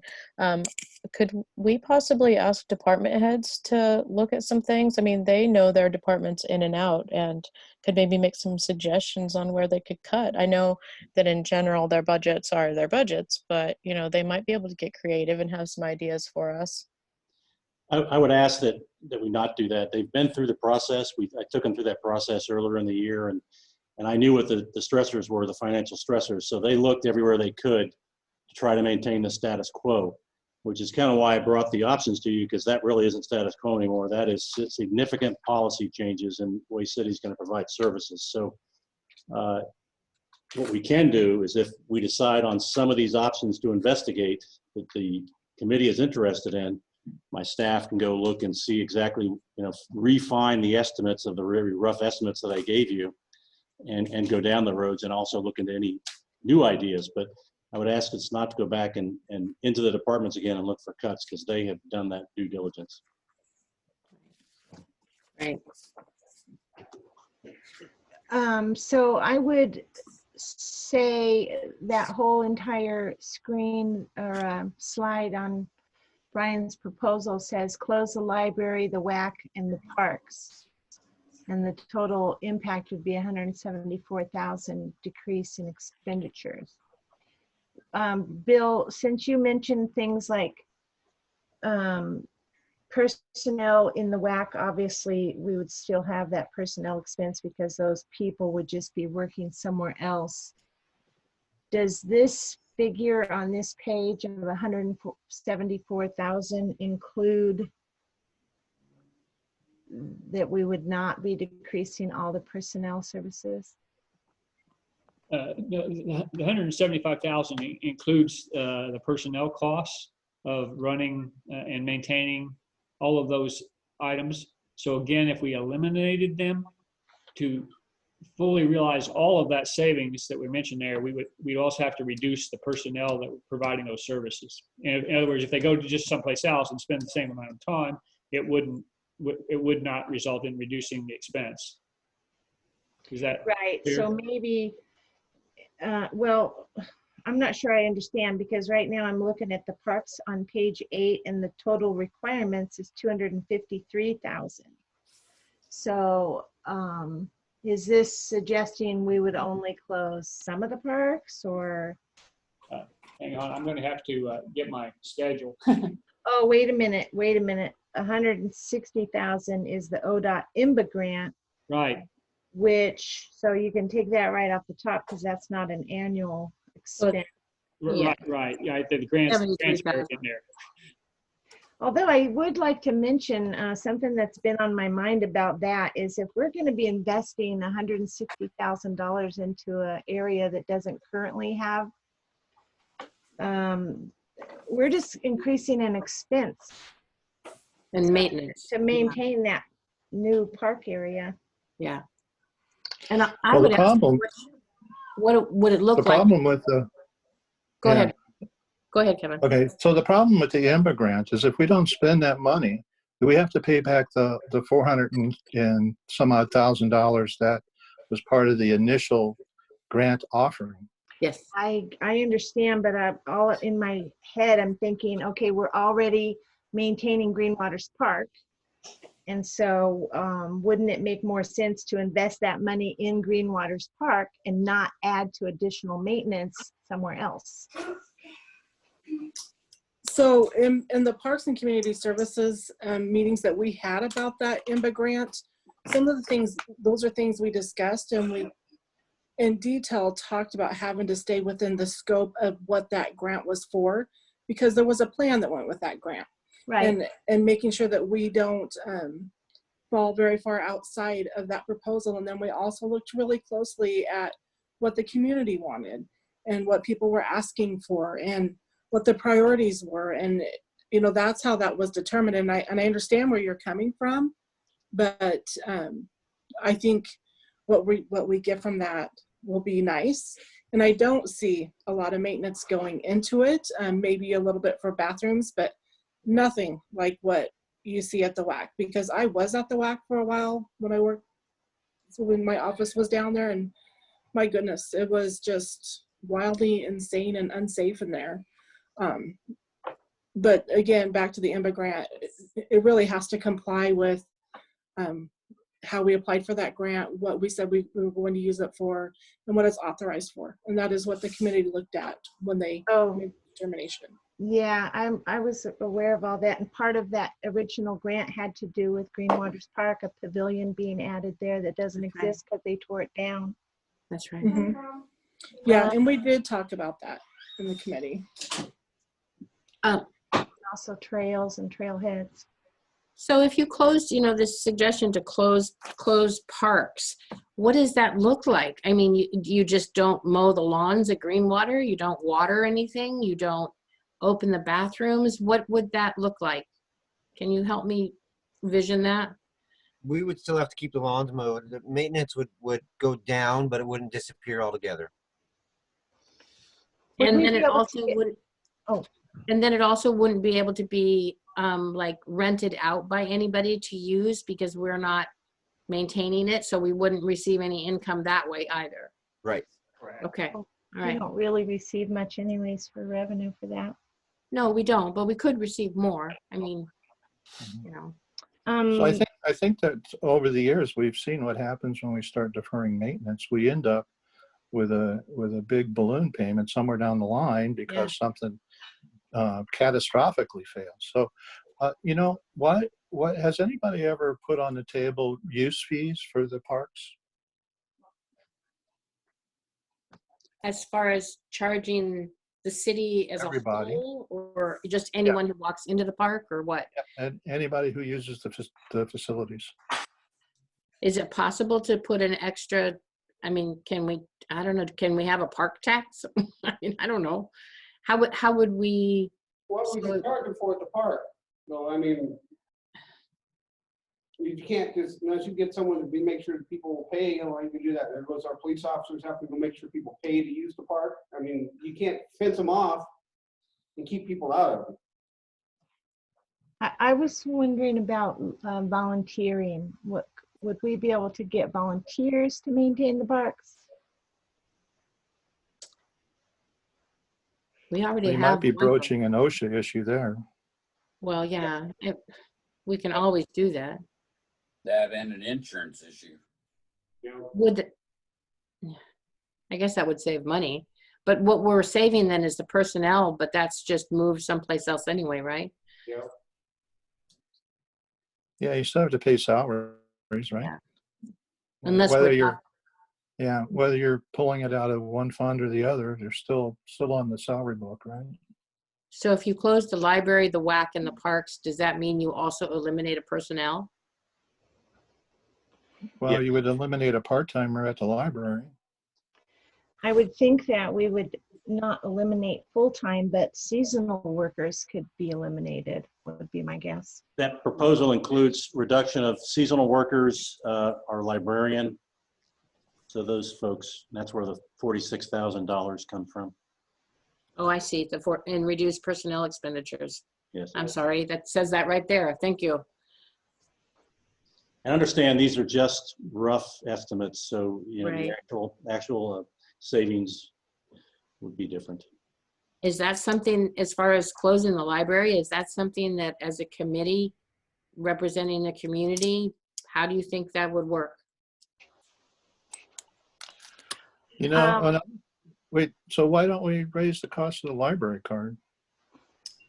Okay, use of the library fees? Everybody in the city gets a free library card, and those outside the city have to pay $10. So why not make it $10 across the board? Well, how many patrons would that mean? Do you know how many people are current library members? No, we can get that for you from Georgie. And then my other question would be on all of these. I mean, that whole video that's put on by the Lane County tax assessors is that our taxes are for libraries, parks, police, and fire. So how can, I mean, I think we have to talk to more people about how we can maybe keep the library open without, I mean, not actually closing it. Yeah, and understand that this is not my proposal. This is an option. I wanted to present a variety of options to consider.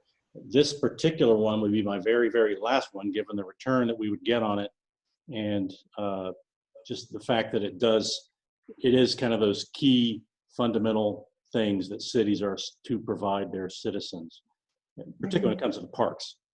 So, Yeah, this isn't something that we. And Food for thought. and I have a comment. So in regards to the library, I know that there's entities in the WAC that are community-based, but the library provides a lot of community services for people with their internet access, and they post a lot of resource information. They're very helpful to people that are lower income in our community. So I think they provide a good resource for them. And the cost of the library is pretty minimal for that resource that's provided that we're able to give our citizens. And then the parks, I feel like even though we would be saving money on our budget, where are we going to lose money later? Because our parks do bring in money when they bring in events. So, you know, like Green Waters Park, we had our bus fair last year, and you have your music in the park and the different bicycle events that have happened at the park. So I think as you look at shutting down parks, you look at losing potential revenues. I mean, we're talking about doing a disc golf course if we can, and that could be a revenue booster for our community. So I feel like if we cut parks, we're going to cut revenues somewhere else. And so I think as we look at that, I think it's important to remember that. So I thought that I thought that any of the park waiver fees were compensated from TRT. Is They're that true? supposed to be, but they haven't been. Because I know that a lot of the fees have been waived for, well, just about anybody in town who wanted to put on an event. Everything you mentioned's been waived. Have been for a while. A lot of them get waived. I forget how, ever since I've been on this, we've waived just about every other one or all of them. So we're All not of them. making any money off of that. But we need to get back to trying to figure out if we want this levy started to get the administration on the ball to do that, or what we want to do. I mean, closing the library is only going to be probably one of our last resorts. We need to get the levy going and go from there.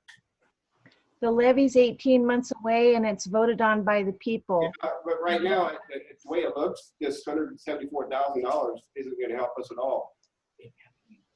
I mean, Right. money coming in. What's the cost of putting the levy on the ballot?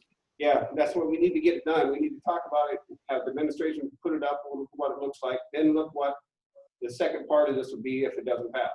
So I did want to get the committee's intent to look into this and be willing to support a levy should it be realistic to put on the ballot November of this year in order to get that revenue started November the next year. So that's kind of one of the policy decisions, and on each of these is, are you interested or not?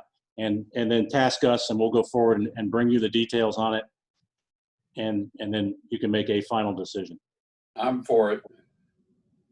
Yeah, Kevin, I'd love to see a show of hands on the levy just to see how we're feeling. Yeah.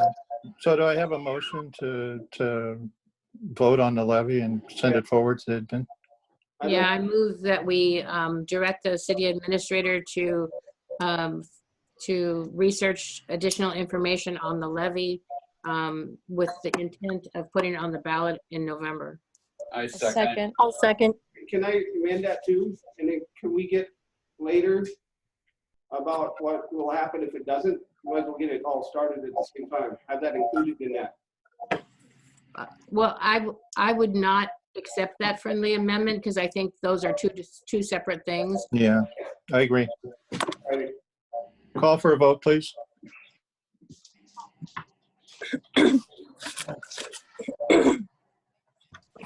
Ms. Allen? Aye.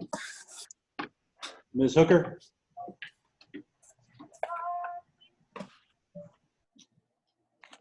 Mr. Weimholt?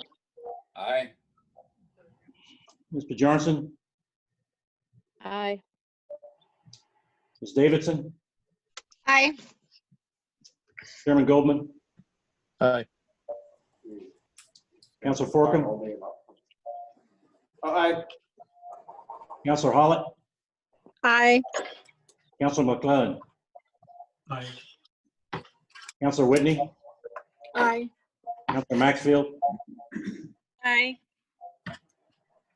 Mayor Holston? Aye. Councilor Kenyon? Aye.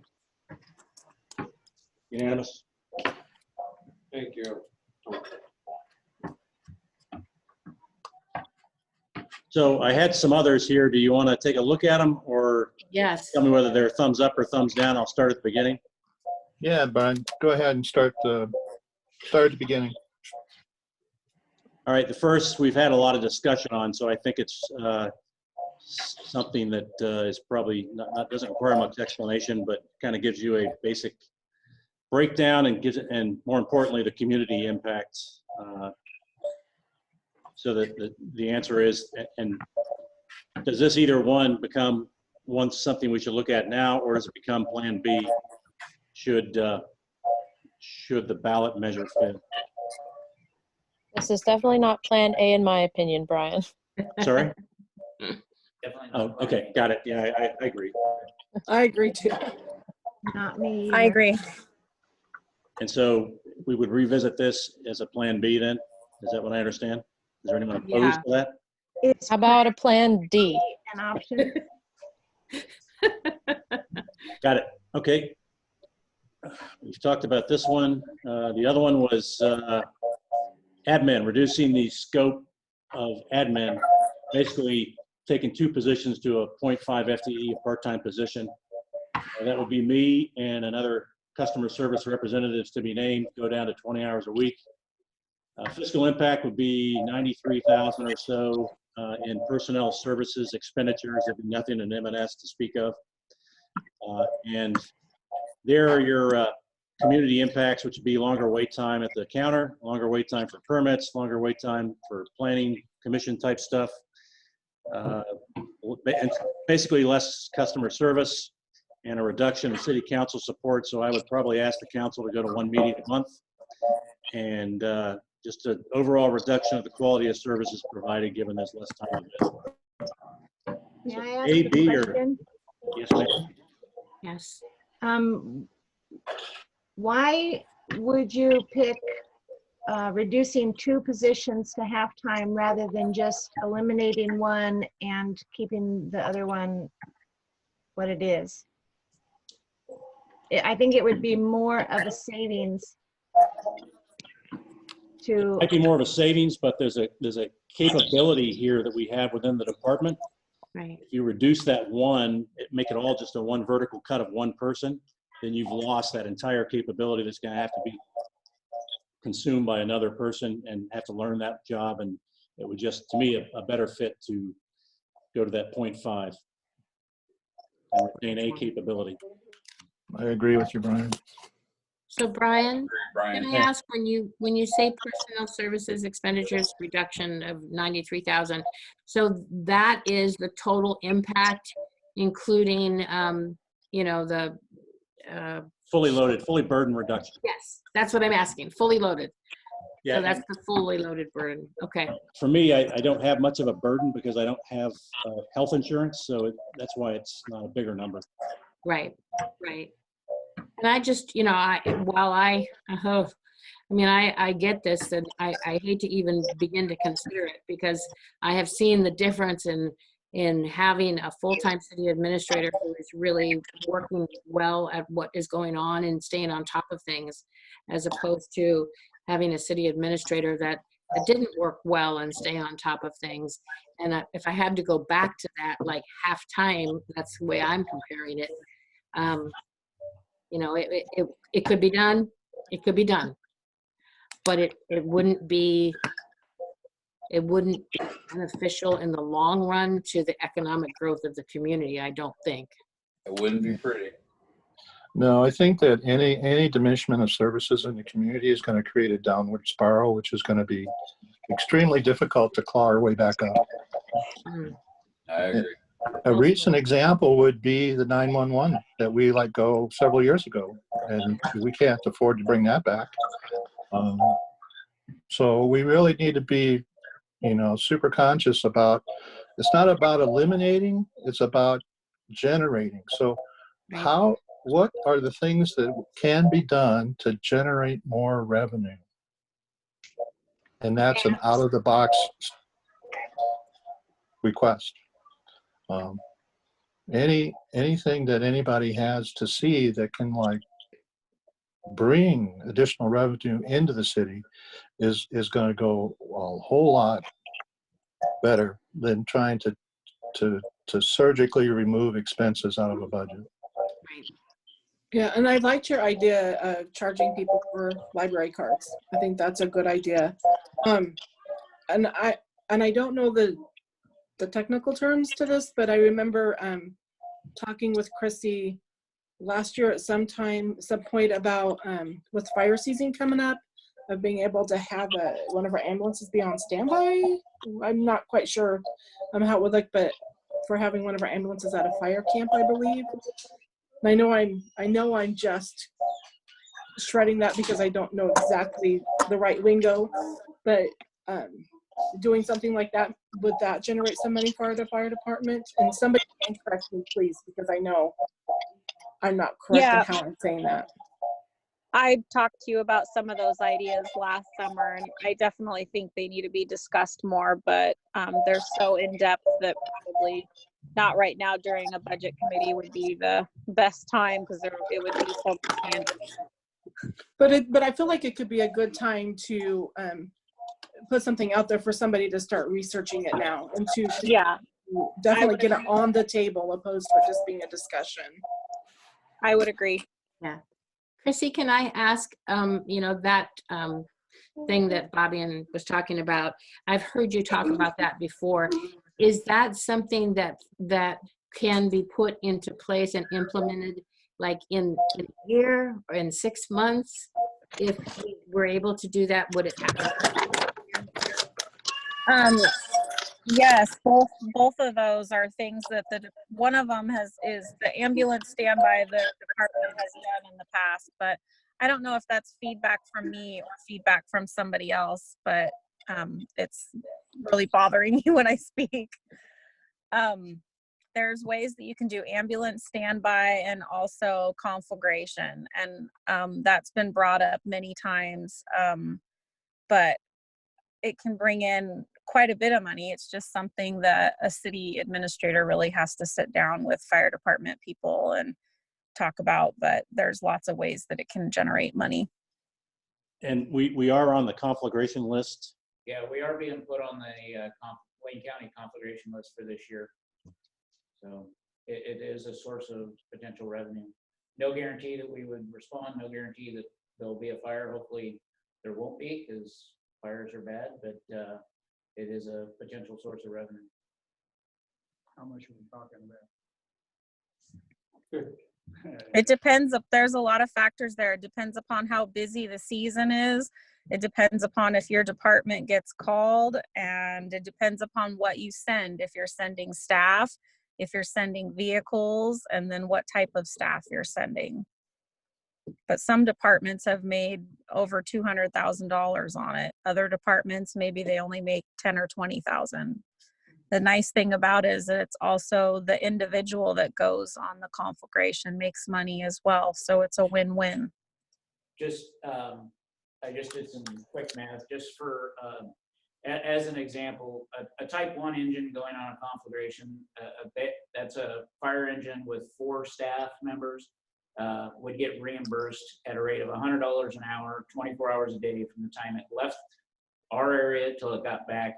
So that could be around $33,000, $34,000 for a 2-week deployment. They don't always go for 2 weeks, for 14 days, but that would be at the top end potential. Part of that would also, we would incur some overtime costs because we have staff going on that, and we would have staff covering those shifts when they're gone. However, all of those overtime shifts that we would incur are also billable to the state. So the city would not see, they would see a short-term expense of that, but we would get that money back from the state. And fire department volunteers go on those conflags as well? Absolutely. Yes. Absolutely. Which wouldn't incur any extra money to the city. No. Correct. So do we know what the blended rate is to operate that? No. To operate Per what? hour? To operate that per hour? What would be the blended rate coming out of there to do the conf? You said it was $100 an hour that you would be getting reimbursed, but you know, if your blended rate is higher than that for operating it, then it's kind of a. The state configuration has a pay scale. The apparatus itself is getting paid X amount per hour, and then each member on that piece of apparatus is getting X amount. So if it's a volunteer, they're paid based on their position on that apparatus. If it's a career staff, they're paid their hourly rate, and they're paid again 24 hours a day from the time they leave till the time they get back. Anything over 40 hours is overtime. Okay. Sure. It's a lot of, I don't know if there's really a blended rate on that, Kevin, because if you think about, they're paying to use an engine that the fire department already has, and that won't cost the city anything to send that engine on a conflag. Obviously, Oh. we might have to shuffle rigs around, and maybe another department is going to help cover fire suppression, but it's not a cost incurred to send that engine. No, And what I'm getting at, Chrissy, is that the equipment costs the city to operate it, whether it's sitting in the garage or it's out on the call. What I speak of as a blended rate is both the cost of equipment plus the cost of personnel, and that would be an average of a per hour cost. So you answered part of that question was that the personnel are all being reimbursed. The Yes. equipment, however, is still costing us on a per hour basis, if you look at it, whether it's sitting or running. And the only difference is that the running is using fuel and it's degrading the equipment's lifespan, right? Well, I guess I look at it as a vehicle can either sit in the garage and do absolutely nothing, or it can be on the road doing work, No, I agree. getting I money agree. for it. So it's just, I don't know what the cost of our apparatus are just sitting, but obviously it's not $100 an hour. Be making from the state if we send it out on a fire. $100 plus the wages. Yeah. Okay. And they also refuel and is all billable to the state. So yeah, Okay, good. that makes sense. So I took it that the admin reducing scope was a D as well, and the next de-scoping would be for the police department.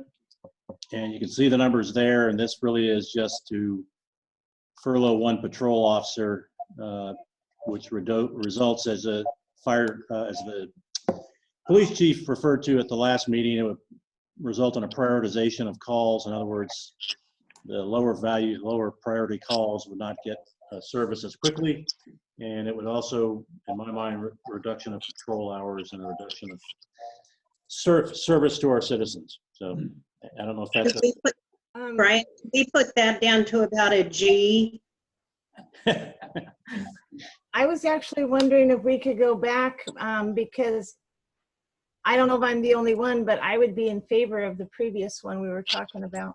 the admin part. Yeah. Okay, so this one. So Do we this want to do a vote on that? this is an A for you. An A. A or a B? I put it as B. Well, we have to find places to cut, and that's really, and Now we have to find places to not spend. right. And by not spending, we have to make cuts. Not spending means that you don't plan on writing the check. Doesn't mean that the amount isn't in the budget, because you still need to have a flag to drive to. Okay, well, anyway, can we do a vote on it, or is anyone else even interested or not?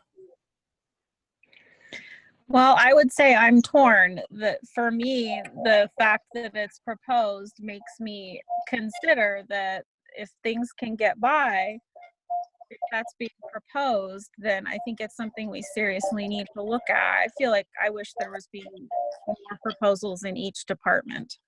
There are proposals in each department, which is why you're seeing this. And I'm not proposing them. I'm providing them for your consideration. I do not propose or recommend any of these. It's just decisions that we're going to have to make, very difficult decisions.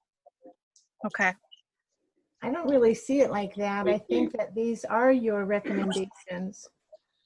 Well, I'm telling you that it's not my recommendation. Is that enough? I can't So tell you that again. So then what would your recommendation be? These are policy decisions. You're not if you want me to make them and just take no action at all, and I'll start making them because I'll have no choice to keep the balance, to keep the budget balanced. However, if you want some input and drive policy, then go ahead and make decisions on these difficult decisions or different ones that you come up with. But I didn't want to go through and make major policy decisions that you're going to have to suffer a major reduction in police without council making, being included in that decision. Yeah, absolutely. And these are all council decisions, not budget committee decisions. Well, actually, they are budget committee decisions, or they wouldn't be here. We're here to review a balanced budget. No, I disagree. Okay, you disagree. We have to make decisions because we don't have enough money to do everything that's in this budget. I would So say it's a recommendation. the decision that we make is to refer the budget to council. We do not make any kind of spending decisions on this budget. Now, if you, as a member of council, want to go ahead and start eliminating line items, I think you can certainly legislate that. So, however, as a budget committee, we are not legislating the budget. Can we not vote to not fund a line item though, Kevin? No. yes, we can. The council. Did Then anybody what is read our the job? document? Our job is to disagree. review the budget and discuss it and see that the budget officer presents a balanced budget, which they have. That's Now, we have, not true, Kevin. That No. was pointed out by our auditors that was absolutely not true. It was. Correct. Kathy, could you chime in on that one, please? Yeah, so the budget committee is tasked to present a balanced budget to council for legislative approval. They can make recommendations if they choose to say this line item they would like to change. They are within their rights within a certain percentage of money, and I would have to look it up, I don't remember, of each line item to be able to say, well, I would suggest we move this, this, and this. And then that would go to council. It still has to remain balanced.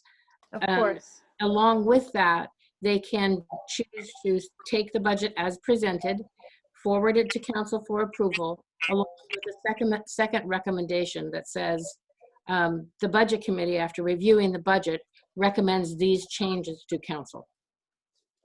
correct. They serve as Right. an advisory role. Which is what we're doing right now. Exactly. I think you're both saying the same thing, just in a different manner. We're reviewing it, and we can't change the budget, but we can make recommendations as to the changes that we believe are in the best interest of the city, because the budget committee has that authority. Yes. So Which as is- for, oh, sorry, as for this one, I am about a C. So in Yeah. reducing two positions, the 0.5 FTE. I'm a B. B as in boy. I'm between an A and a B. I mean, if we have to make cuts right now and things that we are going to recommend to the council, this would be probably one of my first recommendations personally. I really don't want to, but Okay. Unfortunately, I agree with Melissa. Looking at all of these options, if we have to choose something, this would be an A or a B for me. Well, I'm going to chime in and say it would be a D for me. And I'm going to say that the reason why is because trying to go back to a full-time city administrator from a half-time with our budget would, in my opinion, just strike a death knell to the community itself. A city agree. administrator, unless we are willing to come up with someone who is going to volunteer and do this, which I don't see it happening at all, is near impossible. It just really is near impossible. There's an awful lot that has to be done to keep our city going. As much as we're pretty bare bones now, so I would strongly advocate that we don't cut the supports out underneath from what we have. This is what enables us to move forward, enables us to vision and say, hey, what could we do? And we're just now getting to that point. And so I would just encourage it to stay and pop it down to, what was your lowest category? I think Jan said G, but I'll go with C or D. That's how I feel about police Jan and said- EMS services as well, though. I feel like those are necessities. The community we have so many elderly and just people in need of ambulance services and police services. That's, I feel like, something that shouldn't be cut. So is it worth just taking a vote for the staff to further investigate what this would result in and present that information? I think that would be beneficial, Brian. I mean, these are just broad strokes. Yeah, these are broad strokes.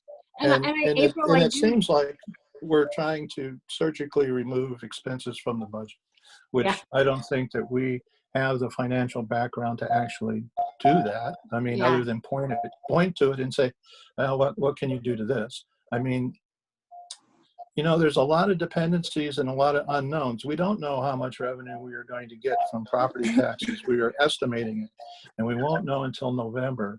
And if we defer spending until we have a hard number, then I think that this budget might look a little different Yeah. come November.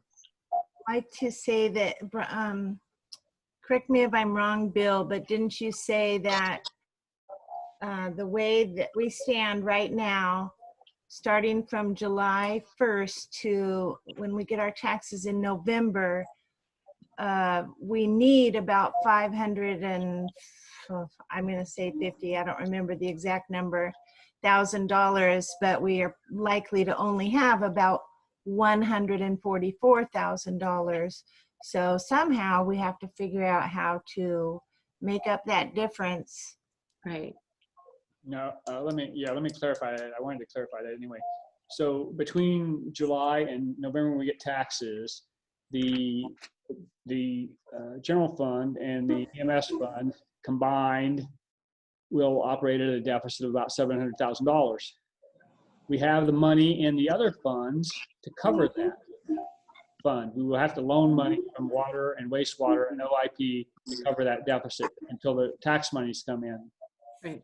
So I want to make this comment, overall comment, in that we will not be bouncing checks come the end of the year. We won't be bouncing checks coming to the end of next year. We will, however, have all of our funds tied up, most of our funds tied up in the proprietary funds, covering the deficits in the other funds. So we will have very little available capital, and we will have no funds to do projects in those other things. That's the issue. And then there's a slow deterioration in the overall position of the city as we go along. You know, there's a big timing issue in July through November. And then when the property taxes come in, the general fund would turn around and repay the water fund and the wastewater fund and OIP.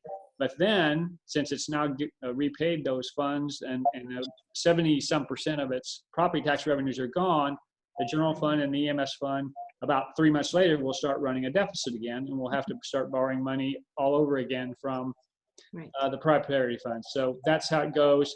Overall, we keep essentially moving the funds around to cover where we need to cover, with a slow deterioration in the overall position of the city in terms of working capital and available cash. Does that make sense? Yeah, so that's if revenue remains at its current rate, right? Yes, that's without any of these fixes that we're talking about. So move the fiscal year to start in November. And if something were to happen, like sewer line, bus, we're dead in the water. We have no emergency fund to work with. We don't have an emergency fund now to work with. Well, if we weren't borrowing from those other funds, we would have that. Yes, that's true. But we've been borrowing them for the past 5 years. Which is exactly why we are where we are. We should have done this That's exactly 10 where years we are. ago. Well, actually, You know, I would just point out too that, you know, we have this is a little awkward because, you know, I'm not advocating for this city administrator, but I am saying that we have a city administrator that is not only doing a city administrator position, but is actually is the head of the fire department also, and is already doing double duty. If you reduce that down to half time, you know, yes, I know that we can rearrange things at the fire department, but we have finally gotten ourselves on an even keel. So I think, you know, I guess because I see how much work gets done, I just don't know how we as a community would be able to to do that without an administrator there full time. But, you know, I agree that it's an option that we should look at, just like we should look at all of the options. And none of them are good. I mean, I don't say this is better than that or whatever. They're all bad, but Well, we have to this is a D option. I think this is a D option for me. all right. Because I agree, Mayor, this is, you know, we finally got an administrator in here who's actually getting shit done, and it's kind of the pits to sit here and figure out time and half. It's true. I agree with that sentiment as well, Kathy. From a partner standpoint, I will say that it's been invaluable having a senior that's working hard for Oakridge. Right. And you know, I really appreciate Kevin's pointing out and pushing the fact that, you know, while we look at where we can move back on, we really need to be working strongly to say, okay, what things are revenue generating? What do we want to go after in order to augment the income from the city? So we're talking about tourism, and we're talking about economic development. We're talking about getting out there and getting some of the lots that the city owns sold. And taking advantage of the kickback that comes when COVID goes away and people are ready to get out there and get going again. And in that next 12 months, when people are saying, hey, I don't want to live in town anymore. I want to live in a smaller community and be that community that we can offer them. So, you know, there are a lot of hard work ahead, but I think we can increase our income. And I don't mean that to sound, you know, pie in the sky kind of Pollyanna stuff, but I think we can. I think we can too. Just a point of order here. It is now 8:17. Do you want to close this up, or you want to push this to a different meeting, or just go ahead and beat it until we're done? I'd love to at least finish going through these suggestions or opportunities that the city administrator has given us so that he has an idea of where he's going with this stuff. So does the administration have any ideas on how to generate more revenue? Well, we started down that road, and perhaps the quickest way is to get grant money, which we've gotten awarded, but the problem with grant money is it's restricted in the way you can utilize it. Right. But it's still beneficial to the city, and it still, you know, improves the saleability of the city as a tourist attraction and everything else if you can get grant money to do things like that. So we pushed hard there. I know that, Chairman, you mentioned SDCs, and I've been working with Rick on that to see that there's a cost that comes with system development charges, developing those, but it might perhaps be a way we could go with that, but we have to figure out a way to get that study done so we can afford that, so we can implement the SDCs, because it is a significant amount of study that needs to happen. Brian, in that regard, I would really push that we try to really put a priority on that as soon as possible. Right. Because I think that's an avenue that we've been missing for a long, long time here. Mm-hmm. Yeah. Doesn't that apply to new building, new construction? Remodels, new buildings, anything that affects the system, whether it's an increase in you need an increase in water, you need an increase in wastewater, you need to change the road, anything like that. They're all different facets of SDCs that all these different functions, whether it be transportation, utilities, and the like. So whatever new or remodels might impact that kind of thing. Hmm?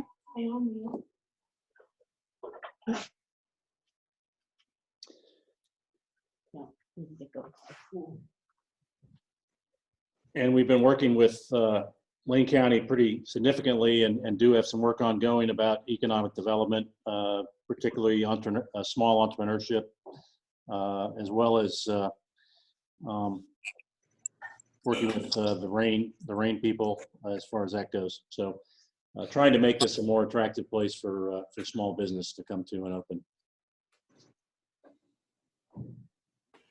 So, Brian,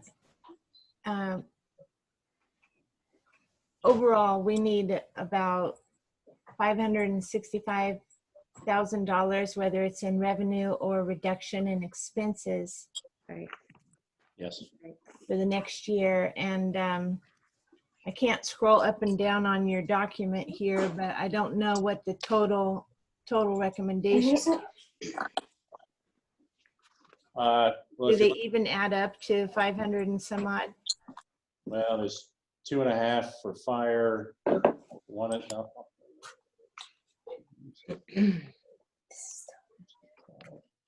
well, if you include the levy, yes.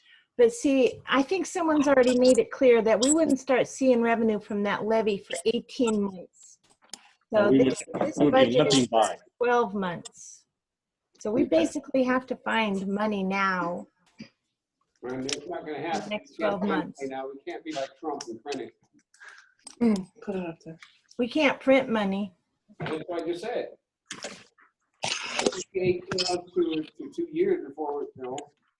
And it's going to be a combination of finding every possible cost savings in addition to moving the money around, as Bill referred to, taking loans between funds out of the enterprise funds and working between property, you know, every time you get property taxes, and then kind of that cycle that he referred to. We'd have to work that for another 18 months. I think we can do. It's just a matter of how hard those cuts are going to be to make up the difference. So if we maintain status quo, will the city survive for the next 18 months? No. I'll let Bill Find out. talk to that. I'll let Bill tell us. Bill just said I think, yes. I think we can, absent any catastrophic type events, we can survive for the next 18 months. As I said, I don't think we'll be bouncing checks, but we will have no reserves in case something does happen, and we will be eliminating the possibility for some of our other funds to do needed work that they need to do. You know, the proprietary funds in terms of capital projects and infrastructure projects and things like that that need to be done. Actually, EMS is probably a good example of that too, because I think they have a list of several tens of thousands of dollars in equipment needs and so on over the next, what, Eric, year or two, couple of years to replace those vehicles. That's not even in the budget. So those kinds of things. Does that answer the question? Am I clear enough? I would like to say something. Yes. You have to unmute. I did unmute. Oh. John McClellan. So not maintaining the status quo is just putting us off and backing ourselves into a harder corner. Yes. Yes, it is. Yes. We have to make some hard choices. I see that. But the idea that we're we're counting on a levy that, can you still hear me? Yeah. Yeah. So we're counting on a levy that we don't know whether will pass or not. And if it doesn't pass and we've made no sort of actions, we're just in a deeper hole. We're not digging ourselves out. It seems to me like You can't dig yourself out of this. it's got to be a combination of increasing our income, reducing our costs, as well as the levy, because the levy is only a temporary patch fix anyway. 5 years it goes away, then what? You know, we've got to resolve the problem that's causing us to have a levy. And we'll have built up more in 5 years than it is now. Don't forget that. Well, most likely if it keep going up at the rate they are. So, John, I appreciate what you just said, and you're right. We just we are continuing to just dig the hole, I guess. So, you know, if I had my way, what I would do would say, go for the levy, and hopefully it passes. And in that next 5 years, create an ambulance service district. And that's another conversation. You know, reduce everything we can right now put on hold any purchases that we don't need to do. I would say furlough one patrol officer and do the halftime in the admin. But I don't know how you, my concern is how do you do that and then kick back up to what you need? We already have too few patrol officers. We could use more rather than less. But if we can't pay for them, we can't pay for them. You know, if you want to reduce the city administrator half-time and reduce one of the employees half-time to save money, I understand that too. Because John, you're right. The bottom line is here, we have to come up with a way to survive, even if the levy passes, but most especially if the levy doesn't. Kathy, I'm really confused right now. So I made a suggestion at our last meeting about a training position that might not be necessary, and I got scolded pretty bad. But right now it's okay for you to bring up potentially cutting a patrol position?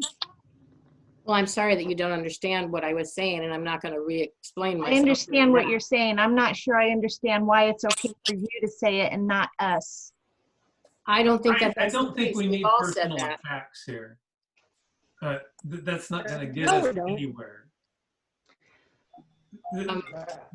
The fact is we've got to sit down and work a combination of all these things, as well as the levy. I support the levy. I'll pay the $20 extra a month to have the pay it for every things citizen. at home. Just a minute, John. Can you hold on a minute, John? Who is on 336-431-1610? Who is that? Can you mute? Can you mute that number? Let me work on it here, Mayor. See what that is. Thank you. And while this is an open meeting for everyone, so that public can hear, public is not invited to speak. Go ahead, John. I'm just saying we've got to work all of our options. You know, do I want to lose a police officer? No, I've been a police officer. I know what it's like to not have backup when you're in the middle of a dispute call. You're one officer trying to get two people in a domestic violence situation separated. It's horrible. But again, if we can't pay them, if we're going to continue down this hole, that has to be an option. Is it the best option? No. But we need to consider it. I mean, I would ask, have we ever even looked at the idea of outsourcing our law enforcement to the sheriff's department? Now, I know that that's not a great option either, but maybe we get more patrol for less money. I don't know. I don't have the answer to that. It's just another idea.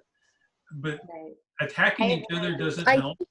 And we need to consider all these options. Do I think Brian halftime is a good idea? No, I don't. Because again, he does work hard and he is doing double duty. Are we talking that he's going to be 10 hours as a fire chief and 10 hours as a city manager? That doesn't seem very effective to me. You know, I think that John was trying to get at, though, is if we're considering removing one position, we should be considering other positions as well. I never said not to consider another position. Oh, ma'am, yes, you did. No, I didn't. Okay. All right.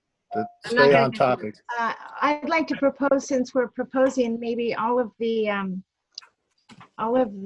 part-timers that we never used to have in the fire department. Now that our volunteers are built back up again, maybe we don't need those part-timers anymore.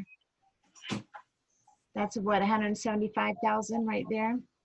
If I remember right, I don't know.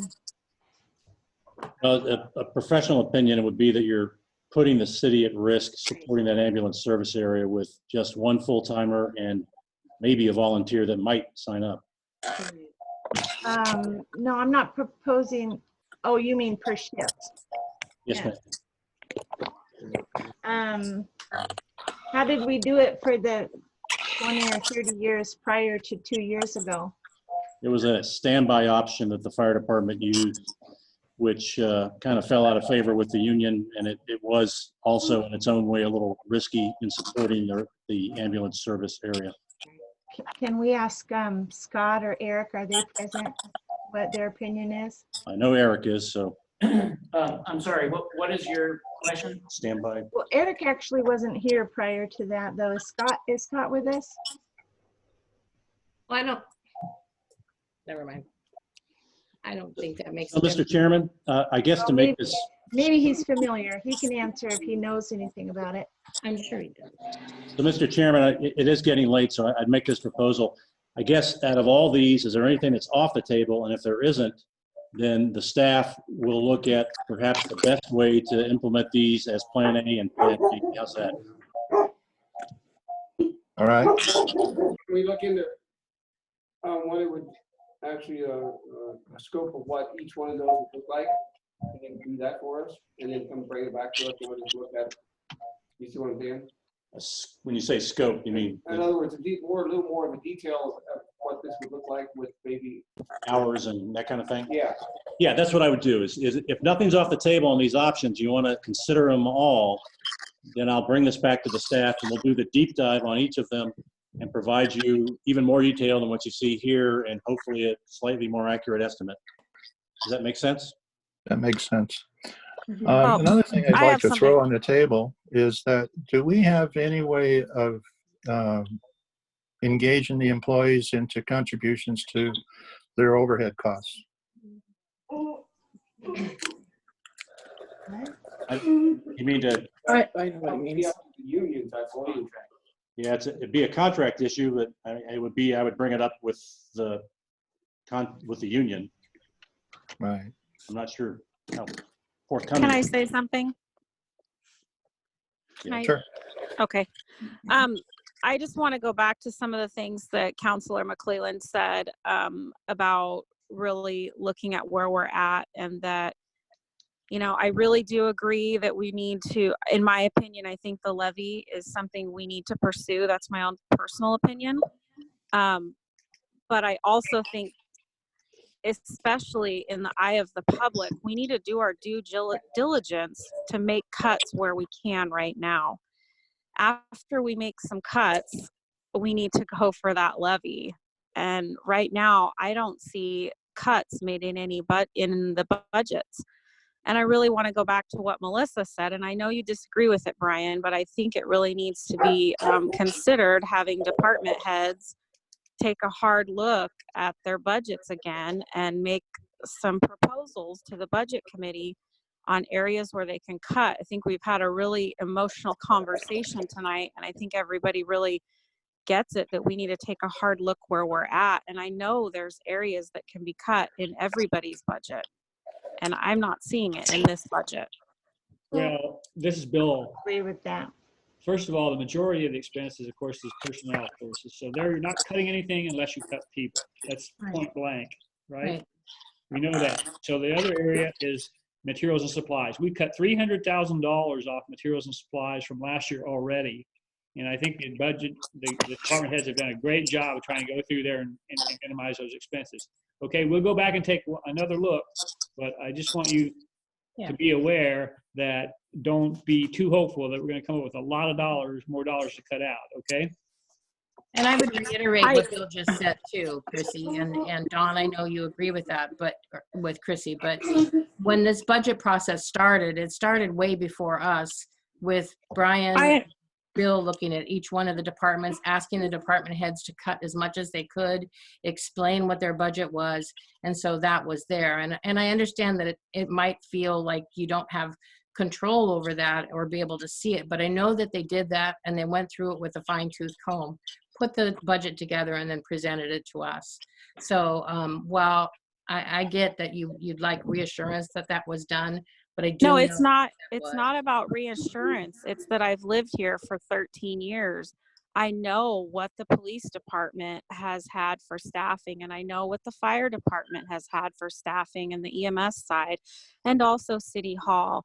And I know what we've had to maintain the services, and what I see, you know, just for instance, like, could we take a look in the police department? There's a part-timer position, you know, and I don't mean to call positions out, but we need to take a serious look at what it would look like for the police department to cut that half-time position right there. And, you know, I would like to be able to You talk want a to have, justification of every employee's position as no, well as every no, expense. You don't? no, no, Okay. that's not necessarily what I'm saying. I'm Well, I think that saying is what you're saying. you're putting words into my mouth and not letting me No, I'm speak. asking you. I'm I'm asking. trying to speak. Is Then what I'm speak. saying is I would like the department head could be able to have a conversation candidly with the budget committee and tell us what it would look like for their department. For instance, if Kevin Martin lost that halftime position he had, how they would have to rearrange, how that would affect their department. That way the budget committee can make a good conscious decision whether we can make it by without that position before we go for the levy. And the same thing for the fire department with the part-timers. How does it change Okay. the level of staffing for the city if we have to make that hard decision before we go for that levy? So let's So look at just it a kind of different way. painting a picture of It what don't- would Just a minute. happen. Let's look at it a different way, Chrissy, and see if this also makes sense. I absolutely don't want our department heads coming to the budget committee and trying to do that. That's what Brian does. He goes out to them, gets their input. But if we can ask Brian to go out and will do what he's already done already, but just summarize what he's done. I think it's wasting the time of the budget committee to go through each department head. I think we're over exceeding our bounds here when we have a city administrator, and that's his job. And he has said to you, he has done that with each department head. Now, the issue here is the trust, not in what you want to hear. You don't trust that it was done the way you want it done. So That's you not have to what I look at said. that. You have to kind of decide. No, I didn't say that I don't trust Brian. As what I said is, you know, Chief Martin has been the chief for 10 years or whatever. I Right. feel like there's questions that come up that only he can answer, that Brian's only been here for 10 months. He can't possibly answer all those questions. And that's not a trust issue with Brian. That's an experience level with Chief Martin. So when we went through the police section, you would like to have had Chief there to answer questions. He was there. I thought he was too. He was. Yeah. So another thing I might point out So is what that this budget contains some future employment options of personnel that are currently not on staff. So maybe a better way to look at that, because personnel are our highest cost, is look at what it's going to be to maintain the current staffing levels and not hire anybody else. Right. And That's a I really think- good point. Yeah. What are you saying, that our budget actually has people that are proposed that aren't here yet? That's right. Where's that at? Well, There's a Go ahead. code enforcement officer that's being funded by the EPA grant to do smoke enforcement. And And it's 100% funded, right? Yes. virtually So why 100% funded, would yes. why would we discount that? Well, I there's didn't say we would discount that. I don't think there's any Are other. there other positions, Kevin, that you're suggesting that are in the budget that we haven't? I talked- would like, well, something that hasn't here is that we're budgeting for costs. How much of that is planned staffing increases of personnel, and how much would it be to keep what we got? I would say none of it. I mean, you're budgeting for part-timers, but are you using all those part-timers currently? The seasonal workers, it varies, and we've been trying to reduce. I know Public Works has made an honest effort to reduce the amount of people that we hire to do that seasonal work, as well as when it comes to the fire department, we're looking at different models. We looked at many different staffing models to figure out the most efficient way to do it, and that effort is still in work. Police really only have one to speak of, reserve officer, so yeah, and then that's the seasonal workforce, the part-time workforce.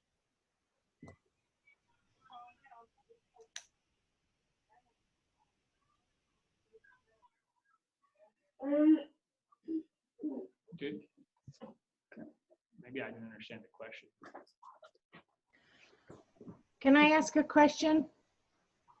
Are we allowed as budget committee members to talk to the department heads about their budget?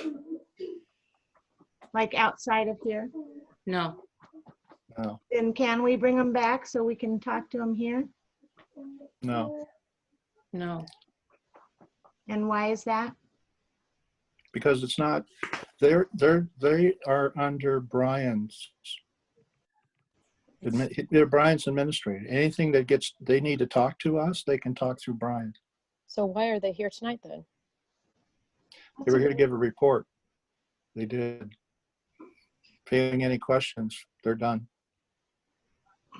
So, you guys all have some good questions. Why don't we, I mean, and I have some questions too. Why don't we coalesce them and put them together and just ask that? So Dawn and Chrissy had questions about, the numbers and, well, why do we have to have a half-time position? So maybe we can pose those questions and then have them answered for the next meeting, as opposed to. I agree. The way to do that would be in a written format. Yeah. I would be agreeable to that. Okay. I think that's pretty much what was being said, was to talk. It was. No, I mean in a written format. Ask your questions and then they can have the answers ready for you, as opposed to having them appear, and then it sometimes feels a bit like they're going to get grilled and made to justify stuff and that type of thing. So, because we're talking about budget numbers here. I have no desire to grill anybody in this committee. My desire is the passion to keep this city intact. I think It's that's not all of our about- desire, Chrissy. I agree. Yeah, I just you want to don't- hear answers. Go ahead. If you don't have the funding to do it, you can't do it. The bottom line is. Intact to me means financial viability. So why don't we propose all of our questions to Brian and Bill, or to Brian, and Brian can go where he needs to go to get the information to answer the questions. Perfect. Exactly. That seems like that's what the process was supposed to be at this point. We've already heard from the department heads. We asked questions there. They gave their information. They worked hard on their budgets and hit bottom line already. So our questions now should be directed to Brian to get information to give us what we need to make the most appropriate and intelligent decisions. Hey, Mr. Chairman. Mr. Chairman. Yeah, Hey, it's like 8:45, and we went over a little bit. right. Sorry, I gotta work tomorrow. I know. So I think that we need to adjourn. I think that we need to put your questions in writing and forward them to Brian so they have time to work on them. And we bring it back next meeting. Yeah, Do we have a meeting scheduled for next week? 28. Well, that 28th, is the next meeting, so. Just wanted to clarify because Yeah. this meeting wasn't published on the city website, so. Mr. Chairman, if I might, with the admin. Yes. So we had a slot scheduled. It was actually for the budget hearing, but on the 28th of April. However, we can make that another meeting. The only question I would have is, given if we answered the questions of satisfaction and knowing that any of these options we looked at would present a further analysis and end up in a supplemental budget in the calendar year or fiscal year, do you think the committee would be ready to actually pass a budget Next week. next week? Well, let me ask this question.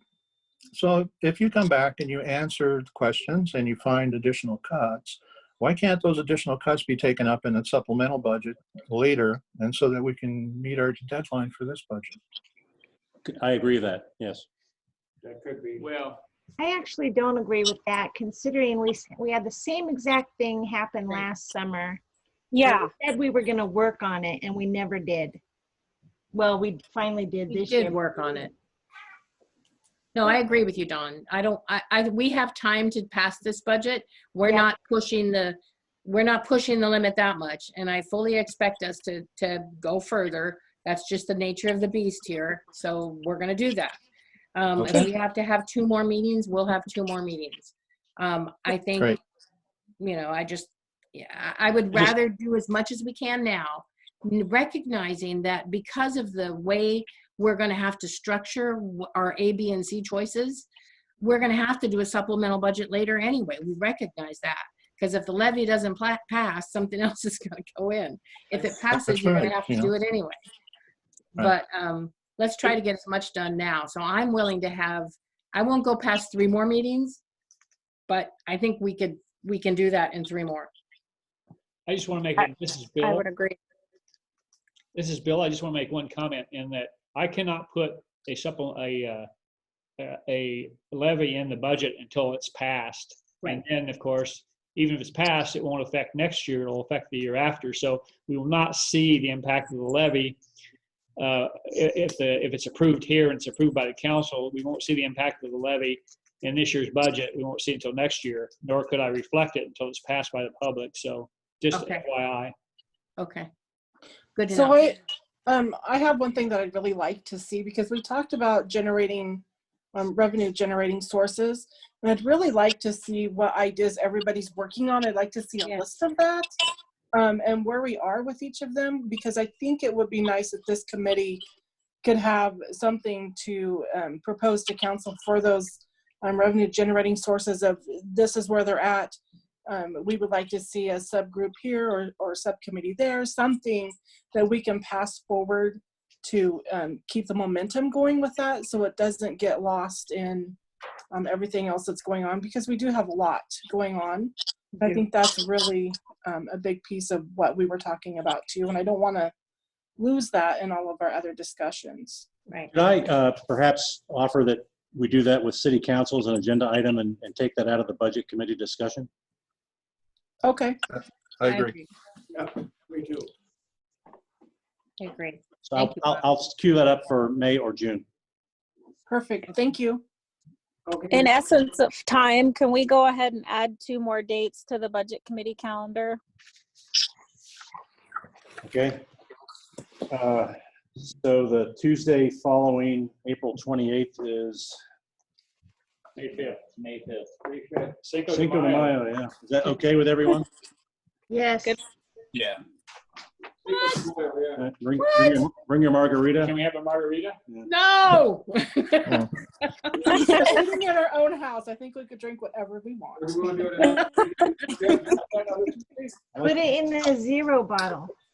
So May 5th and then May 12th, is that what you're saying? If that works for the committee, yes, ma'am. Works for me. Works for me.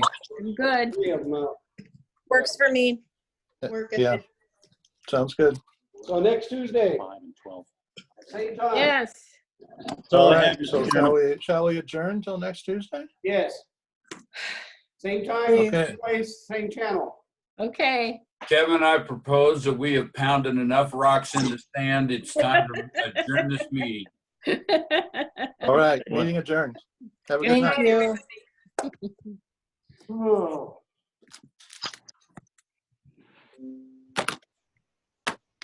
Good night, Irene. It's good night, Irene. Yeah. Well.